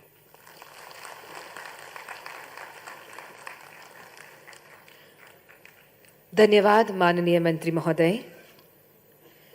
सहकार से समृद्धि इस संकल्पना को साकार करने की दिशा में सदैव कर्तव्यरत ऐसे गुजरात राज्य के माननीय सहकार मंत्री श्री जगदीश विश्वकर्मा जी को अब सादर अनुरोध करते हैं अपने प्रेरणादायी उद्बोधन के लिए।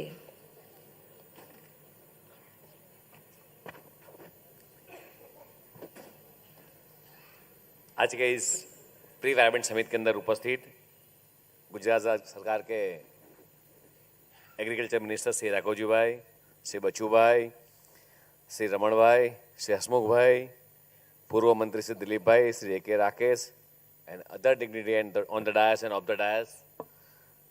मैं समझ सकता हूँ कि करीबन 10 बजे से हम लोग बैठे हैं और काफ़ी लंबा स्पान हो चुका है और राघवजी भाई को हम सबको सुनना है।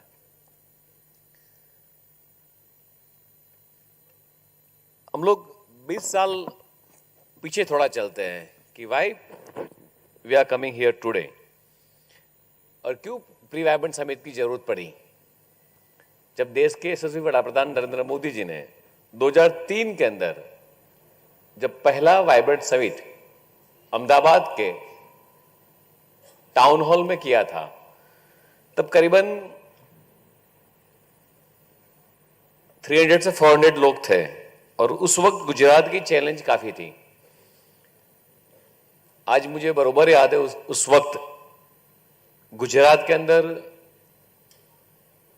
भूकंप का माहौल आया हुआ था, भूकंप था और भूकंप खत्म हुआ था और उसी वक्त पीएम साहब ने जब सीएम का पदभार संभाला था। गुजरात का सिनेरियो देखा जाए तो उस वक्त गुजरात के अंदर पानी की भी काफी शॉर्टेज थी,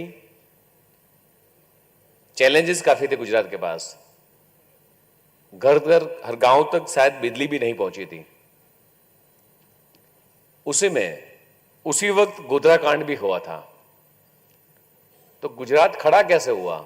इस सारी चैलेंजों के सामने गुजरात के पास चैलेंजेस काफी थी और गुजरात को खड़ा भी होना था और देश के सामने गुजरात को प्रेजेंट भी होना था। और आज हम सब देख रहे हैं कि एक ही बंदा, एक ही इंसान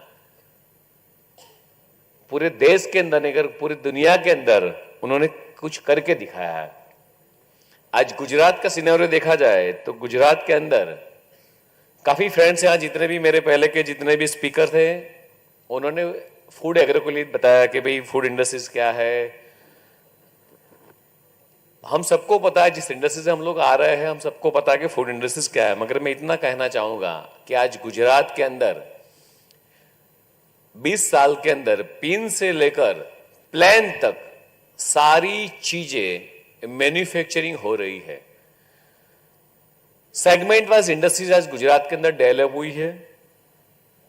आज जब उत्तर प्रदेश के एग्रीकल्चर सेक्रेटरी भी आए हुए हैं और काफी अदर लोग भी आउट ऑफ गुजरात से आए हुए हैं, तो मैं एक बात जरूर कहूंगा कि गुजरात के अंदर गांधीधाम के अंदर एक छोटी सी पिन वहां मैन्युफैक्चर हो रही है। बड़ौदा के अंदर टाटा ने जो प्लांट डाला वहां जेट रफाल भी वहां मैन्युफैक्चर होगा। और अभी एक राकेश जी ने कहा अहमदाबाद के पास साणंद के अंदर सेमीकंडक्टर भी मैन्युफैक्चर होगा। सूरत के अंदर एल&टी हजीरा में करीबन मोर देन 100 से ज्यादा टैंक हमने मैन्युफैक्चर करके ऑलरेडी सप्लाई कर दी है। राजकोट में किसी महिला ने रिवॉल्वर और राइफल का लाइसेंस लिया है मैन्युफैक्चर करने के लिए। आज Gujarat world largest second largest denim industries के अंदर है। हम लोग पूरे दुनिया का सेकंड लार्जेस्ट डेनिम मैन्युफैक्चरिंग के अंदर है। सूरत हमारे लिए एक सबसे बड़ा पूरा वर्ल्ड का डायमंड मार्केट है, diamond manufacturing and gold and jewellery James jewellery के लिए। उसी तरह सूरत में टेक्सटाइल इंडस्ट्री सबसे ज्यादा है। सेगमेंट वाइज देखा जाए तो अंकलेश्वर वापी हमारे पास पेट्रोकेमिकल इंडस्ट्रीज है, केमिकल इंडस्ट्रीज है, फार्मास्यूटिकल इंडस्ट्रीज है। राजकोट हमारे पास ऑटोमोबाइल का हब है। बेचरा जी वहां मारुति का प्लांट आया हुआ है। ये सारी चीज इसलिए कह रहा हूं, आप कहेंगे साहब आज तो फूड एग्रो का हमारे पास कॉन्फ्रेंस रखा है, आप सारे गुजरात का सिनारियो क्यों दे रहे हो? मैं सारी चीज इसलिए दे रहा हूं कि गुजरात के अंदर 20 साल के अंदर जो इंफ्रास्ट्रक्चर लेवल से लेकर आज तक जो डेवलपमेंट हुआ है, 1600 किलोमीटर का दरिया किनारा, सबसे देश में सबसे ज्यादा length wise coastal area Gujarat के अंदर। वो ऐसा नहीं है कि नरेंद्र भाई मोदी के आने के बाद बना है, वो सालों से है। मगर 48 जितने पोर्ट्स जो डेवलप हुए हैं वो मोदी जी के राज में जब वो मुख्यमंत्री थे, और आज जब माननीय मुख्यमंत्री भूपेंद्र भाई पटेल है, और पूरा देश का मोर देन 48% एक्सपोर्ट वो गुजरात के पोर्ट से हैंडल हो रहा है। तो ये है गुजरात की सिद्धि। दैट्स व्हाई वी से टू यू कि please come in Gujarat and Gujarat का इंफ्रास्ट्रक्चर देखिए। आज 19 से ज्यादा एयरपोर्ट आज हमारे पास गुजरात में एक्टिवली काम कर रहे हैं। Railway line, road line, more than 2.5 lakh kilometre road infrastructure Gujarat के अंदर है, छोटे से गांव से लेकर नेशनल हाईवे तक। मेट्रो है, बुलेट ट्रेन स्टार्ट होने वाली है।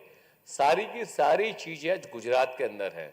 और इसीलिए गुजरात के अंदर फूड एग्रो की इंडस्ट्रीज अगर मैक्सिमम आ रही है तो एक्सपोर्ट करने के लिए, क्योंकि वर्ल्ड वाइज अगर देखा जाए तो काफी बड़ा वॉल्यूम पूरे वर्ल्ड के अंदर फूड इंडस्ट्रीज का आने वाले दिनों के अंदर आने वाला है। अगर हम देखकर जाए तो मोर देन 4000 से ज्यादा आइटम्स फूड इंडस्ट्रीज के अंदर है। हम लोग अभी क्या कर रहे हैं? पोटैटो चिप्स, फिंगर चिप्स, दूसरी पॉपकॉर्न, 4-5 आइटम गन के हम लोग रुक जाते हैं। मगर आज गुजरात के अंदर एग्रीकल्चर के माध्यम से अगर देखा जाए तो आज एग्रीकल्चर का भी सिनारियो काफी अच्छा है। मेरे ख्याल से राघवजी भाई उसको ज्यादा फोकस करेंगे। मिल्क इंडस्ट्रीज में भी उतना ही काफी आने वाले दिनों में हमें शायद, जो आज अभी देखा हमने वीडियोस के अंदर देखा कि गुजरात में मिल्क इंडस्ट्रीज का शेयर पूरे इंडिया के 8% है। आप सोचिए अगर यही चीज अगर हम मल्टीपल करके बेचते हैं वर्ल्ड मार्केट के अंदर तो कितने रिक्वायरमेंट रहेगी। आज ग्लोबली मार्केट देखा जाए तो वर्ल्ड के अंदर फूड इंडस्ट्रीज का रेशियो सबसे ज्यादा है। जो जीडीपी देखा जाए कि सबसे ज्यादा नीड आज वर्ल्ड के अंदर रेडीमेड फूड की है। हमारी habits day by day change होती रही है। 25 साल पहले हम लोग क्या खाते थे और आज क्या खा रहे हैं। ब्रेकफास्ट के अंदर 25 साल पहले हम लोग ब्रेकफास्ट में क्या ले रहे थे और आज क्या ले रहे हैं। मील के अंदर दोपहर का लंच है, पूरे दिन के अंदर 2 से 3 आइटम ऐसी रहती है हमारे पूरे ड्यूरिंग द डे टाइम कि हम कुछ ना कुछ प्रोडक्ट हम रेडीमेड फूड हम लोग खाते हैं। तो यानी हम लोगों की फूड हैबिट्स डेफिनेटली चेंज हुई है। तो आने वाले दिनों के अंदर पूरा वर्ल्ड सिवाय इंडिया को छोड़कर कोई भी रोटी बनाता नहीं है। सिर्फ इंडिया के अंदर रोटी चपाती ये सारी इंडियंस ब्रेड बनती है, और बाकी अदर कंट्रीज के अंदर मोस्टली वो they are using the readymade bread.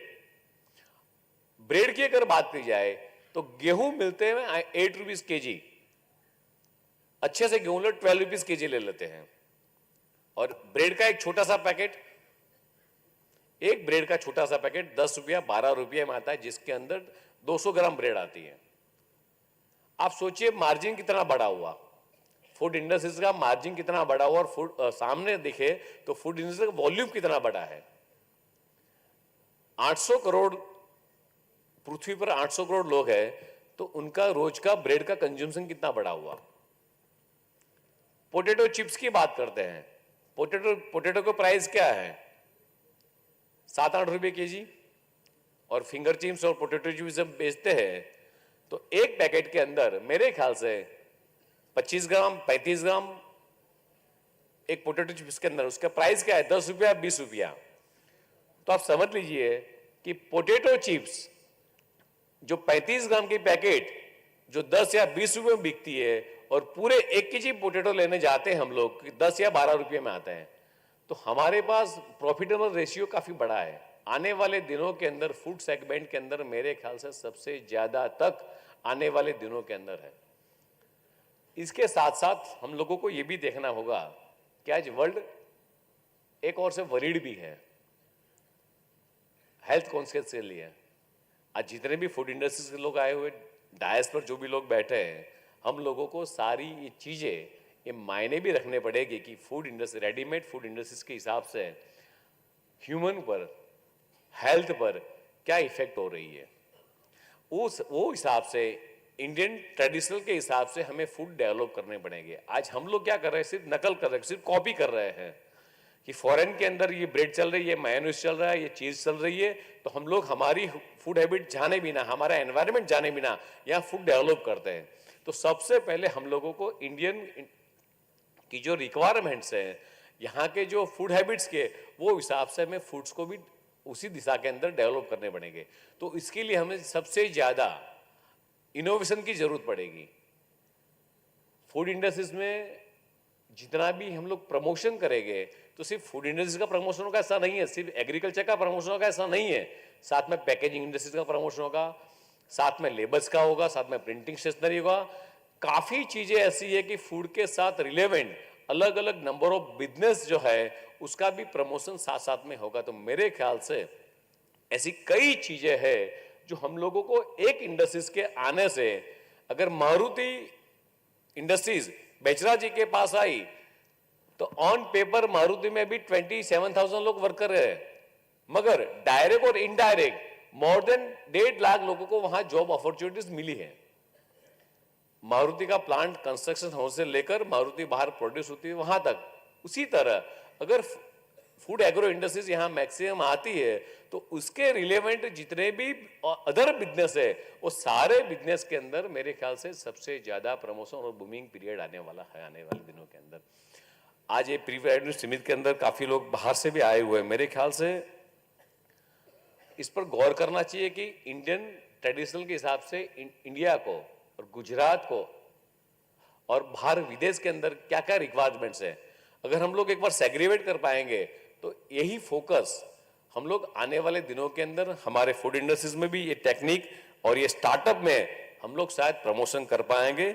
सिर्फ आज काफी सारी बातें भी हुई है और इस कार्यक्रम के बाद काफी सारे सेमिनार्स भी होने वाले हैं, मगर आने वाले दिनों के अंदर फूड इंडस्ट्रीज की चैलेंजेस क्या है, कॉम्पिटिशंस कहाँ है, इस सारी चीजों पर भी गौर करना पड़ेगा। सिर्फ प्री वाइब्रेंट इवेंट करने से आज का ये कार्यक्रम खत्म नहीं होता है, काफी लंबा सफर है। आने वाले दिनों के लिए हम सबको इसके लिए और गौर भी करना पड़ेगा और सोचना भी पड़ेगा। गवर्नमेंट ऑफ गुजरात की ओर से, माननीय भूपेंद्र भाई पटेल की ओर से गवर्नमेंट ऑफ गुजरात रेडी है, आप सबके लिए एक अच्छा प्लेटफॉर्म लेकर आई है कि जैसे राकेश जी ने कहा कि गुजरात एक पॉलिसी ड्रिवन स्टेट है, काफी पॉलिसी का आज गुजरात के अंदर बनी हुई है। मैंने भी डीएस शाह को बोला जी कि हम लोग हमारे पास फूड इंडस्ट्रीज की पॉलिसी है कि नहीं, तो we are very eager to, we are very thinking to planning की भी हम लोगों को आने वाले दिनों के अंदर फूड प्रोसेस की पॉलिसी भी तय करनी पड़ेगी और किस तरीके से इंडस्ट्रीज को क्या रिक्वायरमेंट है, वो दिशा में हम सबको सोचना पड़ेगा। आज गुजरात के पास एजुकेशन पॉलिसी है, सेमीकंडक्टर पॉलिसी है, ऑटोमोबाइल पॉलिसी है, टेक्सटाइल पॉलिसी है, नंबर ऑफ मोर देन लगभग 19 डिफरेंट टाइप की पॉलिसी आज गुजरात के पास है। तभी गुजरात आज 2000 के साल से लेकर 2023 के आज जो सफर तय किया है मोदी जी के कार्यकाल के अंदर, वो इसीलिए तय कर पाया क्योंकि गुजरात ने काफी पॉलिसीज डेवलप की है और सिंगल विंडो सिस्टम्स वो सबसे पहले देश के अंदर गुजरात लेकर आया है। ऐसी कई चीजें हैं कि कई बातें हैं, मगर टाइम की मेरे पास मर्यादा है। मगर थैंक यू, आप सब लगभग काफी सुबह 9-10 बजे से आए हुए हैं और आज का ये सेमिनार फ्रूटफुल हो, इसी शुभकामनाएं। भारत माता की जय।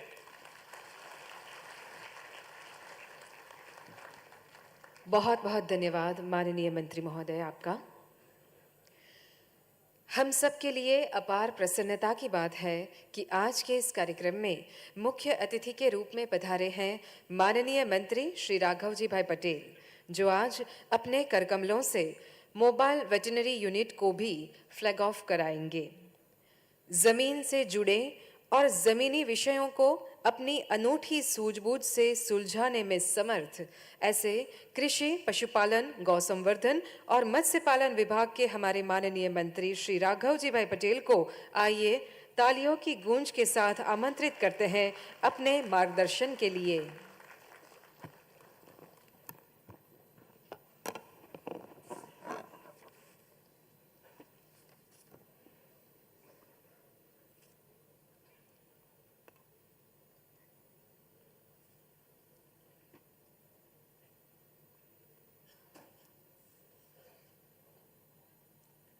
आज के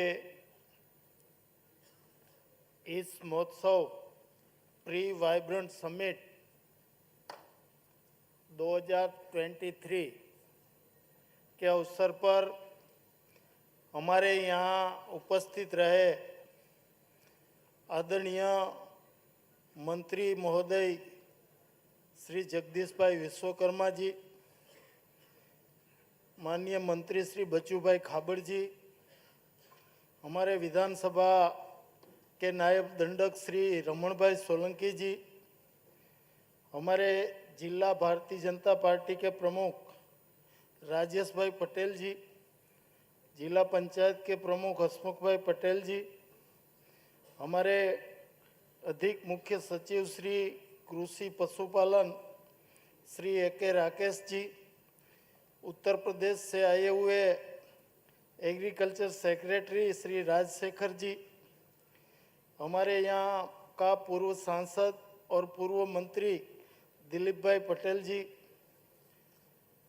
वाइस चेयरमैन अमूल के श्री कांति भाई सोढ़ा परमार जी, चेयरमैन श्री एनडीडीबी श्री मितेश भाई शाह जी, हमारे गुजरात एग्रो इंडस्ट्रीज कॉरपोरेशन के एमडी श्री डी.एस. शाह जी, आनंद के कलेक्टर श्री प्रवीण भाई चौधरी जी, यहाँ उपस्थित रहते हुए टेक्निकल स्पीकर श्री औद्योगिक साहसिक और यहाँ जो उपस्थित हुए सब उद्योगपति, अग्रणी, प्रेस मीडिया के सब मित्रों, अधिकारीगण और सब भाइयों और बहनें,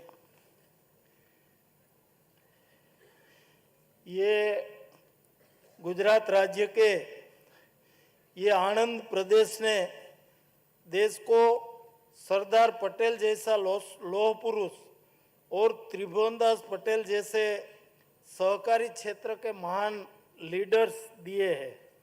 आनंद जिले की ये भूमि अपनी समृद्ध सांस्कृतिक विरासत, औद्योगिक उद्यमिता और प्रगति के प्रति प्रतिबद्धता के लिए जानी जाती है।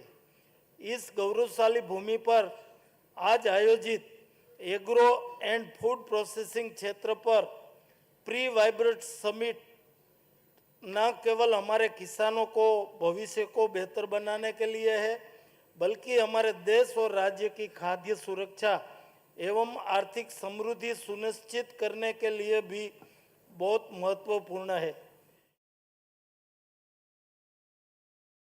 की नींव के रूप में स्थापित करने के उद्देश्य से 2003 में तत्कालीन मुख्यमंत्री नरेंद्र भाई मोदी के नेतृत्व में वाइब्रेंट गुजरात ग्लोबल समिट की शुरुआत की गई थी। इस समिट को विभिन्न क्षेत्रों के विकास और अविरत विकास को बढ़ावा देने के उद्देश्य से शुरू की गई थी। गुजरात देश का एक महत्वपूर्ण औद्योगिक राज्य है जो पिछले 2 दशकों से भारत की अर्थव्यवस्था को गतिशील बनाए रखने के लिए उसका महत्वपूर्ण योगदान रहा है। इन प्रयासों के परिणाम स्वरूप गुजरात राज्य आज वैश्विक स्तर पर निवेश के लिए सबसे पसंदीदा स्थानों में से एक बन गया है। मित्रों, હવે હું ગુજરાતીમાં વાત કરીશ। मैं અહીં ઉદ્યોગ સાહસિકોને પણ સાંભળ્યા, વહીવટકર્તાઓને પણ સાંભળ્યા અને પદાધિકારીઓને પણ સાંભળ્યા અને આપણે બધા જાણી છીએ એમ 2003 થી તત્કાલીન મુખ્યમંત્રી નરેન્દ્રભાઈ મોદી જે દેશના અત્યારના આપણા યશસ્વી વડાપ્રધાન છે, દુનિયાના સર્વોચ્ચ લોકપ્રિય નેતા છે, એણે ગુજરાતને ઔદ્યોગિક છે એવા હેતુસર એણે આ વાઇબ્રન્ટ ગુજરાત નામનો કાર્યક્રમ શરૂ કર્યો। મને બરોબર યાદ છે ત્યારે એનો ઘણો બધો વિરોધ પણ થયો હતો, પણ નરેન્દ્રભાઈનું જે વિઝન હતું, જે દ્રઢતા હતી, એના પરિણામે તેઓ મક્કમ રહ્યા। દેશના ખ્યાતનામ ઉદ્યોગપતિઓ આ કાર્યક્રમને સહકાર આપવા લાગ્યા। દુનિયાભરની મોટી મોટી કંપનીઓ, જે મલ્ટીનેશનલ કંપનીઓ કહી શકાય, એના ચેરમેનો, સીઈઓ આ કાર્યક્રમમાં જોડાતા ગયા અને જેનો શરૂઆતમાં વિરોધ થતો હતો, એ કાર્યક્રમને આજે આખો દેશ અનુસરી રહ્યો છે। જો કોઈને આભારી હોય આ બધું, તો માત્ર ને માત્ર નરેન્દ્રભાઈ મોદીની દીર્ઘદ્રષ્ટિ, એની દ્રઢતા, એની મક્કમતા અને ગુજરાતને ઔદ્યોગિક ક્ષેત્રે નંબર 1 બનાવવા માટે એણે એ વખતે જે કલ્પના કરી હતી, એ કલ્પના જ કારણભૂત છે। આ કાર્યક્રમની શરૂઆતને 2 દશકાનો સમય પસાર થયો અને આપ બધા જોતા હશો એમ ઔદ્યોગિક ક્ષેત્રે ગુજરાતનો સર્વાંગી વિકાસ થયો અને સર્વાંગી વિકાસમાં જો કોઈ પાયાનું કામ હોય તો આ વાઇબ્રન્ટ ગુજરાત, વાઇબ્રન્ટ સમિટ અને આવા પ્રી વાઇબ્રન્ટ સમિટો છે। આવા સમિટોના કારણે આપણે અહીંયા સેમિનારો થાય, રોકાણકારો, વહીવટકર્તાઓ, વપરાશકારો, ઉદ્યોગકારો, આ બધાની જે સમસ્યાઓ છે એની ચર્ચા થાય, એના ઉકેલ માટેની વિચારણા થાય, નીતિઓ નક્કી થાય અને ક્ષેત્રનો વિકાસ કઈ રીતે વધુ ગતિ પકડે એ દિશામાં કાર્યવાહી થાય। અહીં જે પ્રદર્શન સ્ટોલો છે, સ્ટાર્ટઅપ થી લઈ અને આ ક્ષેત્રના જે સાહસો છે, એ સાહસોની જે કામગીરી છે, એની પ્રગતિ છે, એનો આપણને રૂબરૂ જાણકારી મળે અને વધારામાં અહીં જે આ કાર્યવાહી થાય એના પરિણામે આપણા રાજ્યમાં આ ક્ષેત્રમાં વધુ ઉદ્યોગો સ્થાપવા માટે ઉદ્યોગપતિઓને પ્રેરણા મળે। પરિણામ સ્વરૂપ MOU પણ થાય અને એ MOU જુદા જુદા સ્વરૂપે અમલી પણ થાય। એટલે આખો હેતુ છે એ આપણા ગુજરાતને ઔદ્યોગિક ક્ષેત્રે નંબર 1 બનાવવા માટે જે આપણા તત્કાલીન મુખ્યમંત્રી અને અત્યારના આપણા યશસ્વી વડાપ્રધાન નરેન્દ્રભાઈ મોદીની જે કલ્પના છે, એ કલ્પના મુજબ આખી આ પ્રવૃત્તિ આપણા રાજ્યમાં ને અત્યારે તો સમગ્ર દેશમાં ચાલી રહી છે. ત્યારે મિત્રો, હું આ પ્રી વાઇબ્રન્ટ ઇવેન્ટ એમાં આજનો મુખ્ય વિષય છે લેવરેજિંગ લોજિસ્ટિક સ્ટ્રેન્થ ઓફ ગુજરાત. આ વિષય ઉપર આજનો આ ઇવેન્ટ આપણે રાખ્યું છે અને એના માટે હું તમને થોડીક ડિટેલ આપું તો ગુજરાત એક એવું રાજ્ય છે કે જેનો કૃષિ વિકાસ દર ખૂબ ઝડપથી વધ્યો છે. 2001 થી 2 લઈ અને 2014-15ના સમયગાળા દરમિયાન ગુજરાતનો કૃષિ દર 8.6% હતો. આ જ સમયગાળા દરમિયાન દેશનો કૃષિ વિકાસ દર માત્ર 3.2% નોંધાયેલો હતો. ગુજરાત રાજ્ય કેટલાય કૃષિ પાકોમાં દેશ કક્ષાએ નહીં પણ વિશ્વ કક્ષાએ પોતાનું આગવું સ્થાન ધરાવે છે. ગુજરાતે વિશ્વને તેની પ્રથમ કપાસ અને દિવેલાની સંકર જાતો આપેલી છે. ગુજરાત દેશમાં મગફળી, દિવેલા, ચીકુ, પપૈયા, ભીંડા, અજમો, જીરું અને વરિયાળીના ઉત્પાદનમાં પ્રથમ સ્થાન ધરાવે છે, જ્યારે તલ, દાડમ અને ધાણાના ઉત્પાદનમાં બીજું સ્થાન ધરાવે છે. આ ગુજરાત કૃષિ ક્ષેત્રે જ્યારે આટલી પ્રગતિ કર્યું હોય ત્યારે કેળા, રીંગણ, મેથી અને સીતાફળના ઉત્પાદનમાં ગુજરાતનું આપણા દેશમાં ત્રીજું સ્થાન છે અને કપાસના ઉત્પાદનમાં રાજ્યનો હિસ્સો 24% જેટલો છે. બાગાયતી પાકોનો વિસ્તાર જે 6 લાખ હેક્ટર હતો એ વધીને 19.59 લાખ હેક્ટર થયો છે. આમ રાજ્યના બાગાયતી પાકના વિસ્તારમાં 3 ગણો વધારો થયો છે. એના ઉત્પાદનમાં 56 લાખ મેટ્રિક ટનથી વધી અને 264 લાખ મેટ્રિક ટન બાગાયતી પાકોનું ઉત્પાદન, એટલે કે લગભગ એમાં 5 ગણો વધારો થયો છે. રાષ્ટ્રીય સ્તરે બાગાયતી પાકોના વિસ્તારમાં ગુજરાત 6ઠ્ઠા ક્રમે અને ઉત્પાદનમાં 5મા ક્રમે ગુજરાતનું સ્થાન છે. ગુજરાતની કેસર કેરી અને ભાલિયા ઘઉંને જીઓ ટેગિંગ મળેલું છે અને રાજ્ય બહાર કેસર કેરી અને ભાલિયા ઘઉંની દેશ અને વિદેશમાં ખૂબ જ માંગ છે. હરિયાળી ક્રાંતિ પહેલા દેશ અને ગુજરાતમાં કૃષિ ઉત્પાદનમાં આપણે સરપ્લસ થયા છીએ અને આ સંજોગોમાં વધારાના ઉત્પાદનને વેલ્યુ એડિશન અને ફ્રૂટ પ્રોસેસિંગ આધારિત ઉદ્યોગો માટે આપણા ગુજરાતમાં ખૂબ ઉત્તમ તકો રહેલી છે. ફૂડ પ્રોસેસિંગ સેક્ટરમાં રોકાણ વધવાના કારણે પોસ્ટ હાર્વેસ્ટ લોસીસમાં ઘટાડો થશે, ખેડૂતોના ઉત્પાદનોના સારા ભાવ મળતા થશે અને નિકાસને ખૂબ વેગ મળશે. અને એના માટે જે માળખાકીય સુવિધાઓ જોઈએ એ તમામ સુવિધાઓ જ્યારે ગુજરાતમાં ઉપલબ્ધ છે, ખાસ કરીને રોડ, રસ્તા, ગુજરાતના તમામ વિસ્તારો આજે સારા રોડથી જોડાયેલા છે. ગુજરાતને આંતરરાષ્ટ્રીય એરપોર્ટોની સગવડ પણ મળેલી છે.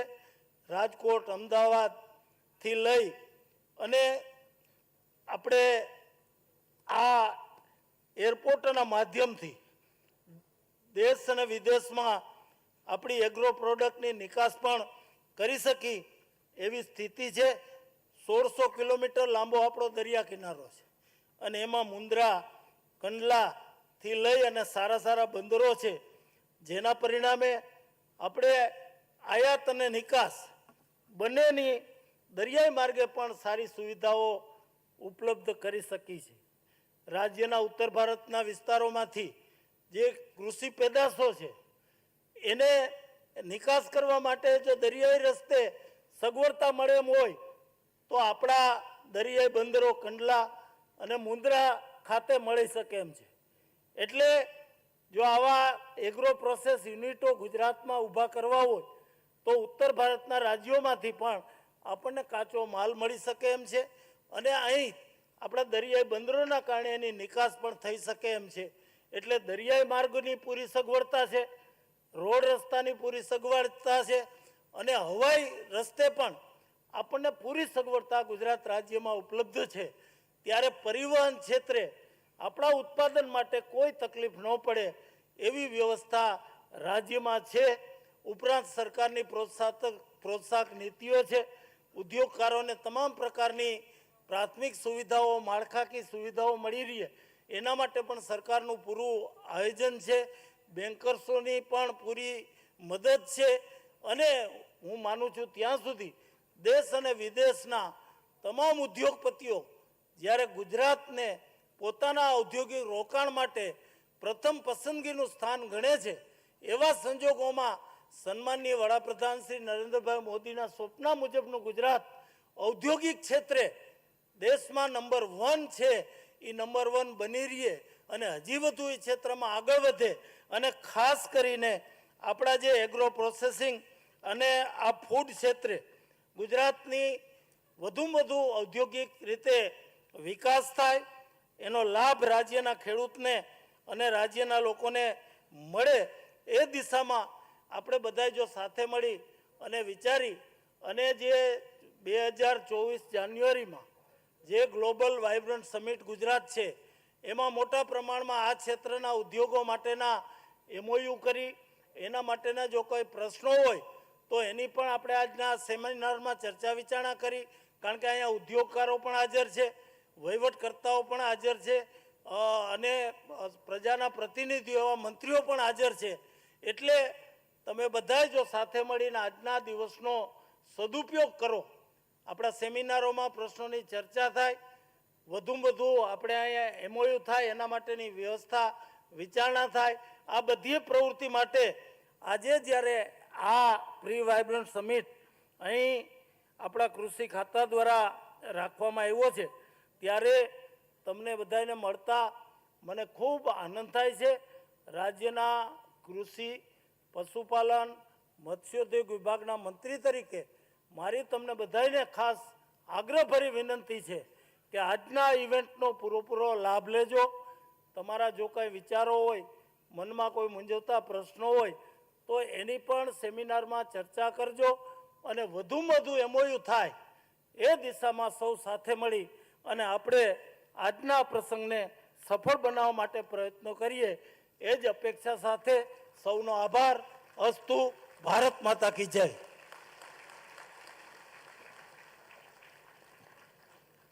ખૂબ ખૂબ આભાર માનનીય મંત્રીશ્રી આપનો પણ. આપણા સૌ માટે આનંદની વાત છે કે માનનીય મંત્રીશ્રી આજે જે ટેકનિકલ સેશન યોજાવાનું છે તેમાં પણ ઉપસ્થિત રહીને આપણું ઉત્સાહવર્ધન કરશે. ટેકનિકલ સેશન આ સત્ર પછી તરત જ રાખેલ છે, માટે આપ સૌને વિનંતી આપનું સ્થાન જાળવી રાખશો. ધન્યવાદ. And now, ladies and gentlemen, we have come to the very important segment of this event, and that is MOU signing ceremony. For this sector, we have already firmed up around 55 MOUs. So far, today, we are going to exchange 7 MOUs in the presence of this August gathering.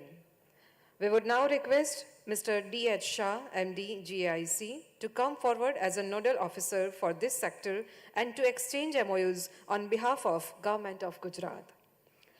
मंच पर विराजमान सम्मानित मंत्रीगण से भी नम्र विनती करते हैं कि आप भी इस गौरवपूर्ण कार्य में अपने आशीर्वाद प्रदान करें. First of all, I would like to invite Managing Director of GCMMF, Mr. Jain Mehta, to come forward for exchange of MOUs. These are 3 projects, namely Packaging Material Manufacturing Plant at Rajkot, Dairy Plant at Rajkot, and Dairy Packaging Film Plant at Gandhinagar.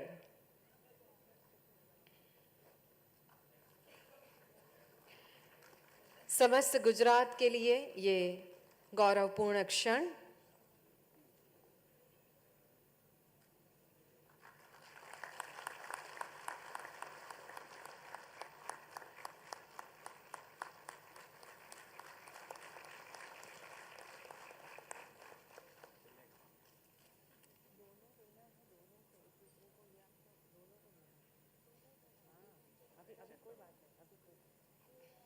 Thank you. And now I would like to invite Managing Director of Firelive Growers and Farmers Group, Mr. Dev Patel, to come upon the stage for exchange of MOUs. The project is about Blueberry Protected Cultivation Farming Project at Junagadh.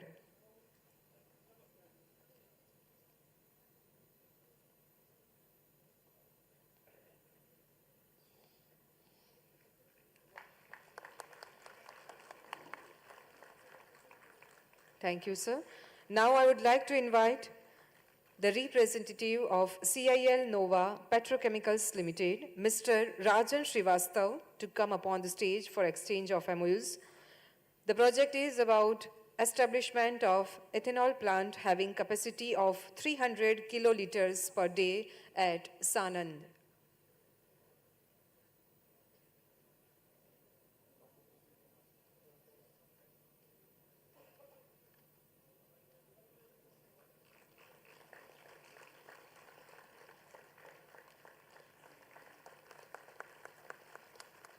Thank you, sir. Now I would like to invite Chairman and Managing Director of Subhangai Exime Private Limited, Mr. Pragnesh Shah, to come upon the stage. There are two projects, namely establishment of Agro SEZ at Bajau and market linkage to farmers producer organizations.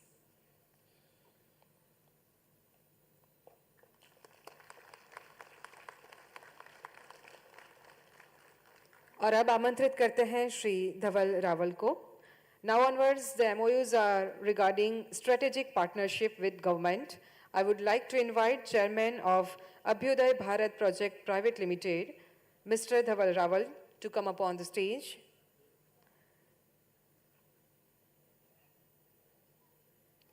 The strategic partnership is for creating help desk for the micro food processing projects at Indexed A.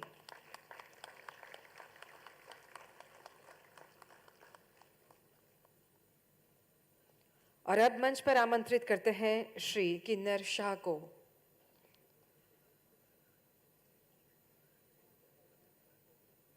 Please welcome Production Head of Bharat Biogas Energy Limited, Mr. Kinnar Shah. Partnership is for providing training to farmers to boost up natural farming.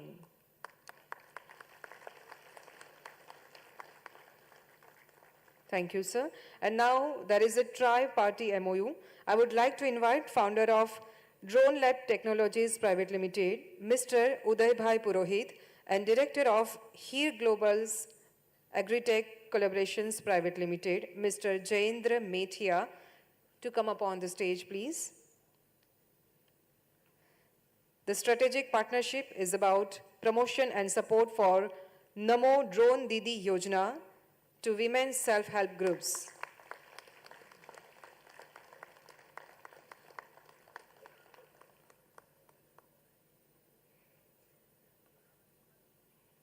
बहुत बहुत धन्यवाद आप सभी का और सबको शुभकामनाएं.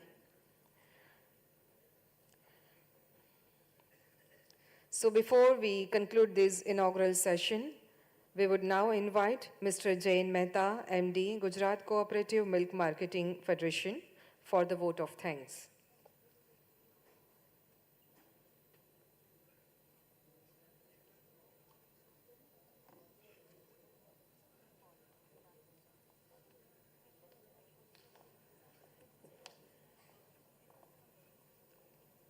Good afternoon, ladies and gentlemen.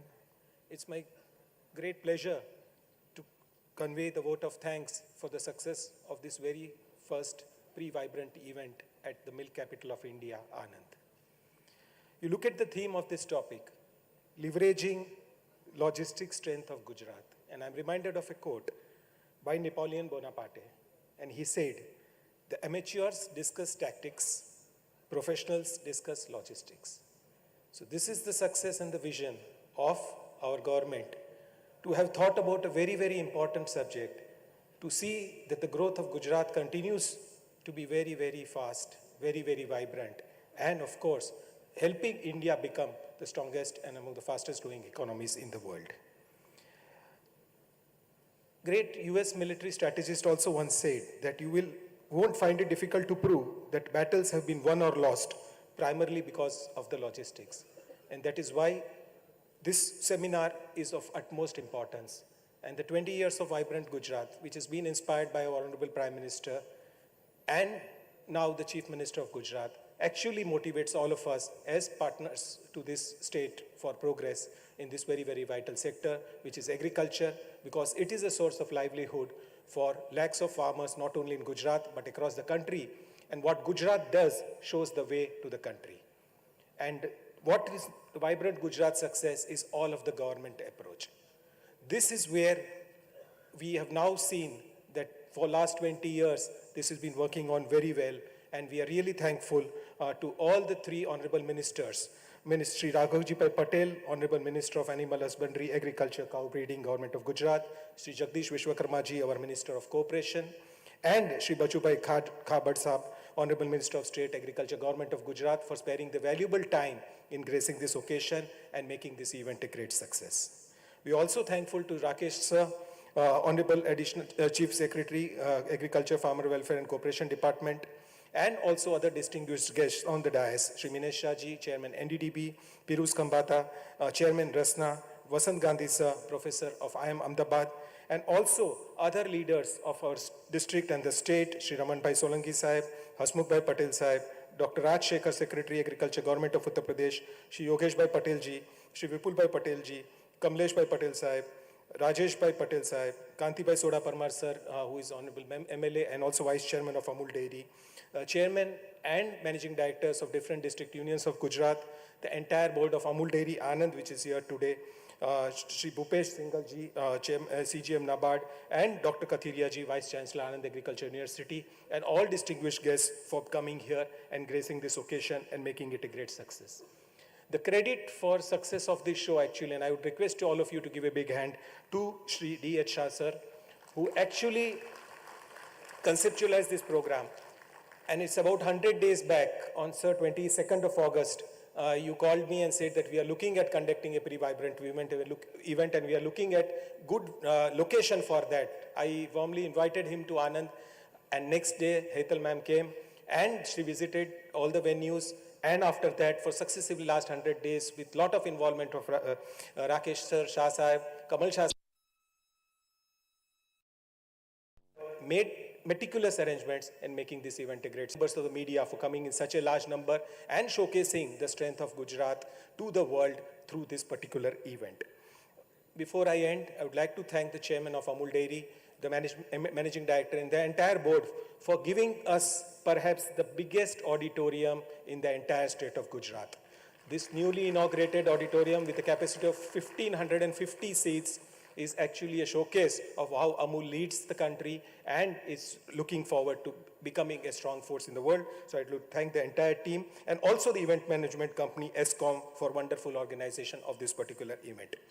And before I close, I would end with some learnings from Chanakya's Arthashastra. And in his Arthashastra, he talked about Saptang. And Saptang is basically, comprises of the 7 elements which are very critical in our society. Swami, that is the leader. Janpad, which in our case is the customers and the stakeholders. Durg, that's infrastructure. Kosh, that is finances. Dand, that's the workforce. And Mitra, that is the allies, service partners, and the vendors and all the service providers. So if we are able to address and align all of these, the growth and prosperity will be a natural outcome. This is what we are seeing in this event. This is what we are seeing in the Vibrant Gujarat model. And this we are seeing in the growth of our country. And I end this event thanking all of you, all the 7 Saptang for their active participation and making this event a great success. And before I close, let me remind you, picture abhi baki hai. The Vibrant Gujarat event begins on 10th of January, exactly a month from now, 2024, and look forward to your participation in that event also. Thank you so much. Thank you very much sir. और इसी के साथ आज का ये उद्घाटन सत्र का हम समापन करते हैं, आगे बढ़ते हैं टेक्निकल सत्र की ओर। मैं मंच पर विराजमान हमारे सम्मानित अतिथिगण से विनम्र अनुरोध करना चाहूँगी कि कृपया आप मंच के सम्मुख प्रथम पंक्ति में अपना स्थान ग्रहण करें। आप સૌને વિનંતી, આપનું સ્થાન જાળવી રાખશો। આપણે તરત જ ટેકનિકલ સેશન શરૂ કરી રહ્યા છીએ। માનનીય મંત્રીશ્રી અને મંચ પર વિરાજમાન મહાનુભાવો પ્રથમ 2 હરોળમાં તેમનું સ્થાન ગ્રહણ કરે તે દરમિયાન આપ સૌને વિનંતી કે આપનું સ્થાન જાળવી રાખશો। સહકારની અપેક્ષા છે।